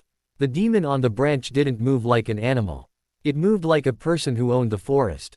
Moonlight caught its face, smooth, pale, almost pret. Why in a way that felt deliberately insulting. Its eyes were calm, not hungry. The kind of calm that came from watching other people panic for entertainment. Threads hung from its fingers. Not thick rope. Hair-thin lines that shimmered silver, so fine they were almost invisible until they caught the light, until they wrapped around something living. Aiko's breathing stayed steady, water's rhythm tight and controlled. But Harry could see it in her jaw. She wanted to rush it. She wanted to end this quickly. Genta flexed his shoulders, still furious about the thread on his arm. "I'm going to cut its smug face off," he muttered. Harry's scar pulsed hot, layered with too many signals.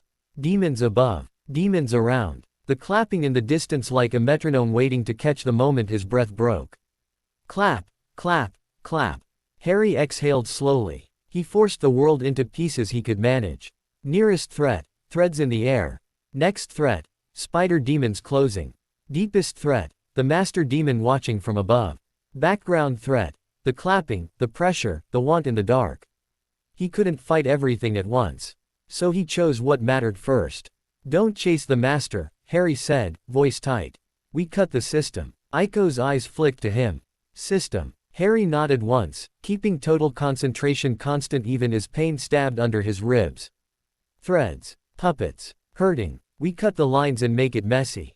Genta barked a laugh. "Messy is my favorite." The master demon smiled wider, as if it had heard every word. "It's cute," it said, voice sweet as wrought. "When children think they can bargain with a web." Its fingers twitched. Threads snapped through the air like thrown needles. Harry's scar screamed, half a heartbeat of warning. He stepped into his pattern. 1 2 3. Sigil breathing. Second form, cleansing circuit. His blade swept in a controlled loop, cutting a ring of lines mid-flight. Silver threads snapped, falling like spider silk. Aiko flowed beside him, water breathing slicing clean paths through the webbed air. Genta swung heavy, not precise but powerful enough to tear apart any line that tried to anchor him. Still, the threads didn't stop. They came from everywhere. Some from above, some from the sides, some from the ground itself, hidden lines tugging at ankles, wrists, sleeves. The spider demons rushed in with them, skittering on branches.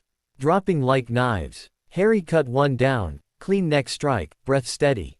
Aiko decapitated another, water flowing like a river through reeds. Genta grabbed a demon by the hair, slammed it against a tree. Then cut its head off with a brutal, ugly swing. "Stop moving." He snarled at it like it had personally inconvenienced him. Harry almost laughed. Almost. Then his scar surged hotter, sharp, because one thread wasn't aimed at their limbs. It was aimed at their breath. It snapped toward Aiko's throat. Harry moved before thought. 1 2 3. Marked line slash. His blade cut the thread a hair's breadth from Aiko's neck. Aiko's eyes widened, and for half a second her breath wavered. Harry's voice was a hiss. "Breathe." Aiko's shoulders lowered. She inhaled deep, held, released. The rhythm returned. The master demon watched from above, amused. "Oh," it murmured. "So you're the anchor." Harry's stomach tightened. Anchor. That word felt too accurate. The demon's fingers flexed again, and this time the threads didn't come for Aiko. They came for Harry. A lattice. A net so fine it looked like moonlight itself was closing around him. His SCAR screamed so loud his vision sparked white. And the clapping in the distance grew slightly louder, polite, delighted. Clap, clap. Harry's ribs screamed as he twisted, stepping into his pattern to keep his body stable while the web tried to turn him into a puppet. He cut, fast, controlled, cutting lines not air. But the net wasn't meant to slice him. It was meant to hold him. To force his sword arm into the wrong angle. To break his breath. Harry inhaled deep, held. The web tightened. Pain flared across his ribs. His breath stuttered. His scar surged. And the sealed magic inside him shoved against its lock like a trapped animal, desperate to explode and solve the problem the way it always used to. For one terrifying second, Harry felt the old ease whisper. "Just let go. Let it out. End this." Harry clenched his jaw so hard it hurt. No. That was how you became a door. That was how you became someone else's handle. He forced total concentration deeper, not harder, deeper. Like burying a post into stone. Deep inhale. Hold. Release. The pressure stayed inside, contained like a storm in a bottle. Harry's hands trembled. Not from fear. From the effort of choosing. The master demon's smile sharpened. "You have something," it said softly. "Something you don't understand." Harry's eyes burned. "I understand enough." He stepped again. 1 2 3. But the net was too tight. Too many lines. He needed a cut that wasn't a loop. He needed a cut that was a break. Harry's mind snapped back to his old spellwork, the structure, the intention. Not magic. Method. A spell's purpose wasn't the word. It was the shape it carved into reality. So Harry made a shape with his feet. Not a circle. A cross. A clean, decisive intersection, two lines meeting at one point. He inhaled, held, released. Then he moved. 1, 2. His blade struck in a sharp diagonal, then reversed into another, crossing the first. Threads snapped in an X shape around him, the net splitting apart. Harry whispered the name like it had always existed. Sigil breathing, third form. He completed the cross. Cross seal break. The web around him tore open for a heartbeat. Air rushed in. Freedom. Aiko saw it instantly, water's instinct reacting. Now, she shouted. She surged forward, blade aimed not at the master's face. At the fingers. At the source of the lines. Genta roared and charged too. A blunt hammer meant to force the demon to react. The master demon clicked its tongue, annoyed. Its fingers snapped. Threads whipped toward Aiko's wrists. Harry's scar flared. Harry stepped into his pattern and cut the lines before they latched. Aiko's blade sliced across the demon's hand, severing 2 fingers clean. The demon hissed, real anger breaking its calm. Silver threads spilled like veins exposed. Genta's swing came in heavy. The demon twisted, barely avoiding decapitation, but Genta's blade still carved a deep groove across its shoulder. The master demon landed on the ground now. No longer distant, no longer untouchable. Its eyes fixed on Harry's scar with a hunger that wasn't for flesh. "This is it," it said, voice low and thrilled. "This is the thing that doesn't belong." Harry's scar burned so hot it felt like molten metal pressed into skin. Aiko's voice was tight. "Harry, what is it talking about?" Harry couldn't answer. Because the demon was right. He didn't belong here. But he was here anyway. And belonging didn't matter when people were dying. The master demon lifted its remaining fingers. Threads snapped outward, not as a net this time, but as puppeteer strings. One line hooked into Genta's elbow. Genta's arm jerked sideways like it wasn't his anymore. His blade turned toward Aiko. Genta's eyes widened in horror. No. Aiko leapt back, water footwork saving her by a fraction. Harry's blood ran cold. This was the real system. Not killing them, making them kill each other. Harry's scar screamed with overload. He forced breath into control anyway and moved. He didn't aim for the demon's neck. He aimed for the thread. But the thread wasn't just around Genta's arm. It was under the skin now, tight like a tendon. If Harry cut wrong, he could cut Genta's arm. Hane's words came back, wisteria powder. Not a weapon. A moment. Harry grabbed the pouch and flung the powder directly at the thread line on Genta's elbow. The scent bloomed sharp and sweet. The thread trembled, hesitated, like it hated the taste. Genta's arm twitched, regaining a fraction of control. That was the moment Harry needed. He stepped into his pattern, blade steady. 1 2 3. Sigil breathing, third form, cross seal break. But this time he made the cross smaller, tighter, 2 precise cuts that intersected on the thread itself. The line snapped. Genta's arm dropped, his blade falling harmlessly into the dirt. He staggered back, breathing hard, eyes wild. I couldn't stop. Aiko grabbed his shoulder. "You're here. Breathe." Genta forced an inhale, held, released.